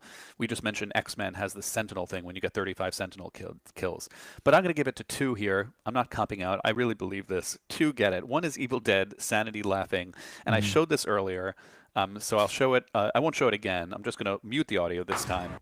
So when he gets into this mode, all the mechs, I showed it earlier, are turned on. So now, he goes crazy, and you have to silence all the mechs, and you have to hit them. And that's really cool. It sort of reminds me of like Johnny Mnemonic Power Down. You have to turn off areas of the playfield. Love things like that. Great involving mini wizard mode. Any argument there, Kale, on this mission that you get over the course of 3 balls by hitting spinners and captive balls? No, I don't think so. Have you seen this live? This one I have. Cool. Let's try to do that next Tuesday after League. Done. Yeah. Done. We have this game as well as King Kong, which is worth talking about. That's my other tie. So yeah, this is super cool. I highly recommend it. You just basically, how you get it is you have to, there's a meter here. I'll show it. Wait. All right, see this meter, insanity meter? Oh, yes. You build it up by hitting spinner shots and captive ball hits. Yep. And then we got the next one. I wanted to say King Kong. I'm going to mute this ahead of time. But you climb enough and you get to a New York City event to begin. And Elwin and I forget who else coded it. Was this Gieske? I forget. But they put a lot of thought into the New York City events. There are 3 different events: window shopping, rampage, and break the chains. Is that what it is? I don't know. They all have different names. 3 different types of mini wizard modes that you get to choose from, and 3 different ways to play them. So there's this modifier here. It says use the left flipper to change. I could argue this isn't clear, but that's a different argument. Right. It's a cool thing, which is use the left flipper to change the modifier. Use the right flipper to change the mode. So for example, you could do single ball timed mode for 3x scoring. Or stage fright, that's the other one. He's running through the modes, and he's going to change the multiplier. You could do 3-ball multi-ball for 1x scoring, but a lot of people pick the limited flip count for 2x scoring. And so it's imagine 3 different modes with 3 different ways to play them. You end up feeling like they're 9 different missions basically that you can do, and they're all pretty cool. And that's why I give it the shout out there and my tie award for mission. And you get it by climbing the building, which is nice too, because it makes you feel like you're King Kong climbing up, or it should make you feel that way at least. Anyway, that's my claim. What do you say to that, Kale? Yeah, I totally agree with you. And I think Very Bad in the chat is maybe giving a vote for Walking Dead Remastered for the zombie kills, I'm guessing. For the best mission, Horde, yes. If I said earlier that I wouldn't count it because I consider that code from 2015. But if somehow we pretended they'd invented that Lyman was here, rest his soul, and he was here and he made Horde mode for the first time now, then that would win. That is the best, one of the best mini wizard modes or missions that ever was, and I highly recommend playing it and getting to it. And actually, didn't I get to it on stream, Kale? Shout out to me. Oh man, that was incredible. And until what happened? Was there? Man, I over at Retro Ralph's stream, we were playing Walking Dead. I was finally showing I know how to play pinball and not just talk about it. Oh, the stream ended. The stream ended. Yes. Yeah. And if anybody watched that stream, what happened was Ralph was using some third-party software to schedule his stream, and in this software, you put the length of the stream in there, and we overshot that. As I always do. So while while Surge was absolutely blowing up the game, we went silent. Yeah, I got to Horde. It was a lot of fun. Anyway, all right, we're nearing the end. Thanks so much, Jason Bray. Nearing the end of our code awards here. Best action button use. So how to use an action button, and I debated this. Let me give you the 3 debates, okay? Dune was Painbox, so I'm going to show the Dune Painbox. Shout out to Joel again for doing it here. This is where he's got the breathing apparatus and the whole thing. Oh, how can you not love Joel? You have to hold the action button down in the pain box in the movie or book if you're a fan. You have to hold your hand in the pain box, and then you only have one hand to use. And so that's equivalent. You have to hold down the action button and then use one hand to play, and you have to make one shot to save your ball. And it's very clear, Kale, talking about clarity. There's only one shot lit. So pain box though. So let's go ahead, which may not be lit. though it's lit. So here it is. Can you turn down the volume on these clips, or is it like all or nothing? Holding my box, I have to put down one hand, so I have to do this with one hand. And the whole idea is you want to get to this flipper, and then from that flipper, remember only one hand. You're moving one hand back and forth, back and forth, back and forth. You want to hit the left ramp. Look at that. That's how you survive. Right, so you got to rely on dead bounces and bounces. Get it over on that right flipper. If you do that, boom, you've proven yourself worthy, and you're back in the. All right, was that better audio, by the way? I mean, I lowered it. Yeah, that was a little better. What's so cool about this feature is that people at the arcade have tried to game it with their gut, or something, or other body parts. The software will call you out. Yes, yes, it will, which is cool too. Yeah. I'll give you my other honorable mentions here. Evil Dead with the, I mean, it's not a moment, but it is ball search. I still love that. That might be the best action button use. It's an innovation, at least. And then King Kong has a T-Rex mode where you have to bash the T-Rex. I love this as a repeated button press. Somebody in the chat was mentioning that earlier. So let's do it. Oh, now that I lowered the audio, actually, be nicer to me on this. Okay, fine. Look at that T-Rex. Fine. I'll get the clip at some point. It always just happens, I feel. All right, so that's my T-Rex. I could have gone either way. What do you say, Kel? What are you going to choose? Yep, I can't think of anything else. Man, that's it. Like Dungeons & Dragons had to hold the action button for a ranged weapon, but that's not as exciting, you know? Yeah, and hasn't that been done before? It was actually done in X-Men originally, on original code, and then they changed it, but they had that on Bishop Award. Wait, Venom was before that, though. No, not Venom. I'm thinking of Mandalorian, where you're holding it for the flamethrower.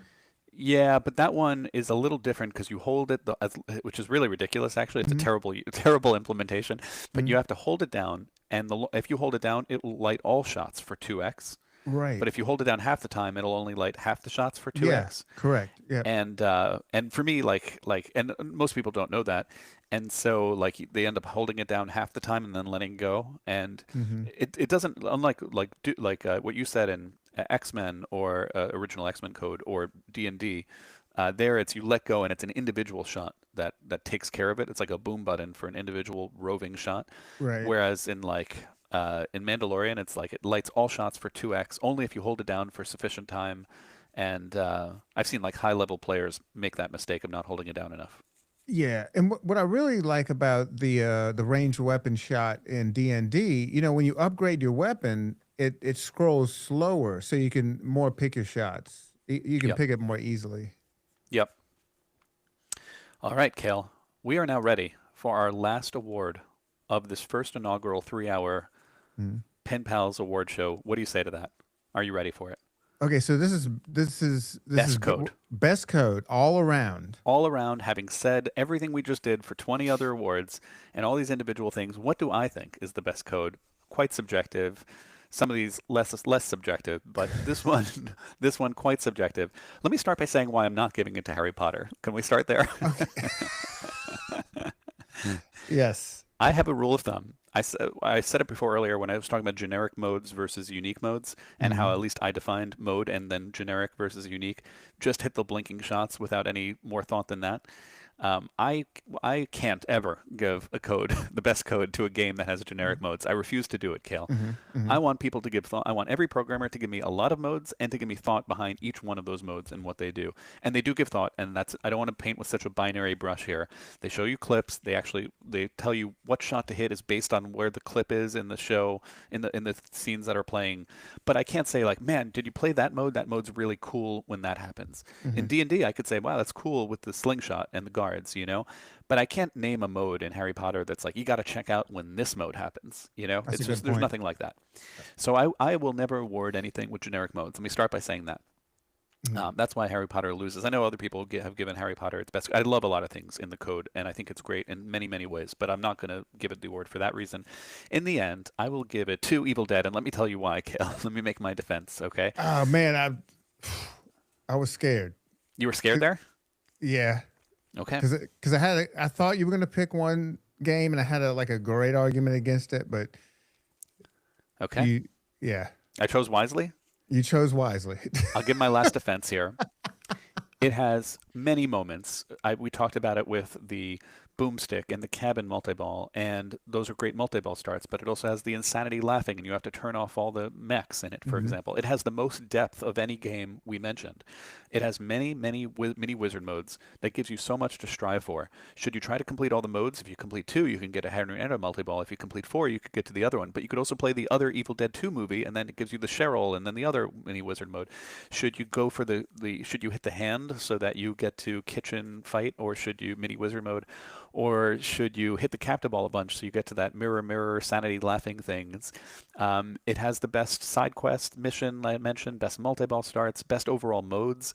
Eight modes that are very different from each other, each of them with a phase 1 and phase 2. It has a lot of innovation. We talked about a lot of that innovation earlier.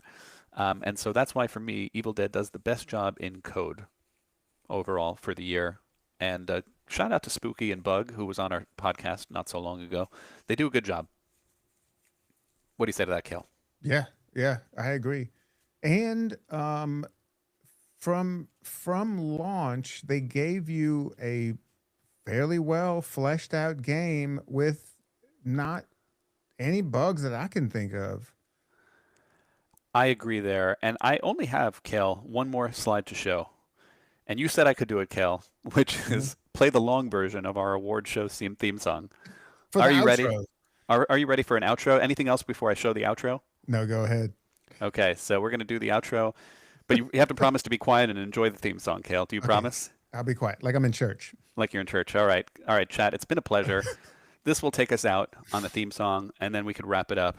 Thanks, chat, for joining us on this first annual, hopefully more Pinpals Awards, the deepest dive awards in all of pinball podcasting. Right, Kale? Yep. All right.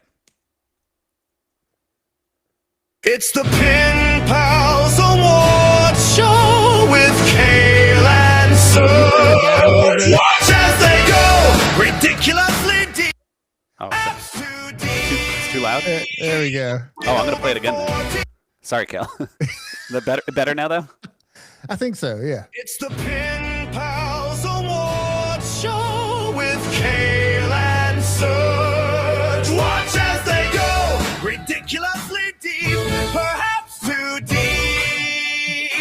with over 40 technical awards in pinball design over the past year. Our audience, that's you, demands this level of madness. Wait, Kale. There will be 5 different lighting awards. 4 display awards, 4 sound awards, 10 playfield awards, and of course, at least 20 different code awards. If you obsess over pinball like we do, This award show will push you to your limits. Let's celebrate the past year of pinball. The deepest dive imaginable.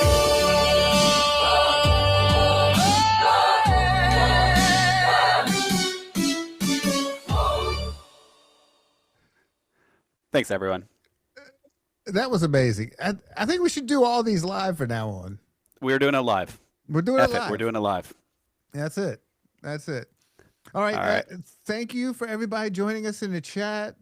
This is cool. Of course, in the future, we're going to do a little more advertising for these lives, but this was the first time we were doing it. We didn't even know if it would work the way we had it configured. So it's just kind of like let's see what happens. But thank you so much for joining us. And don't forget, if you want to chat with us, join the Discord, go to electricbatarcade.com, click on the podcast tab, and that will lead you to a link to join our Discord where you can talk directly with the Pinpals.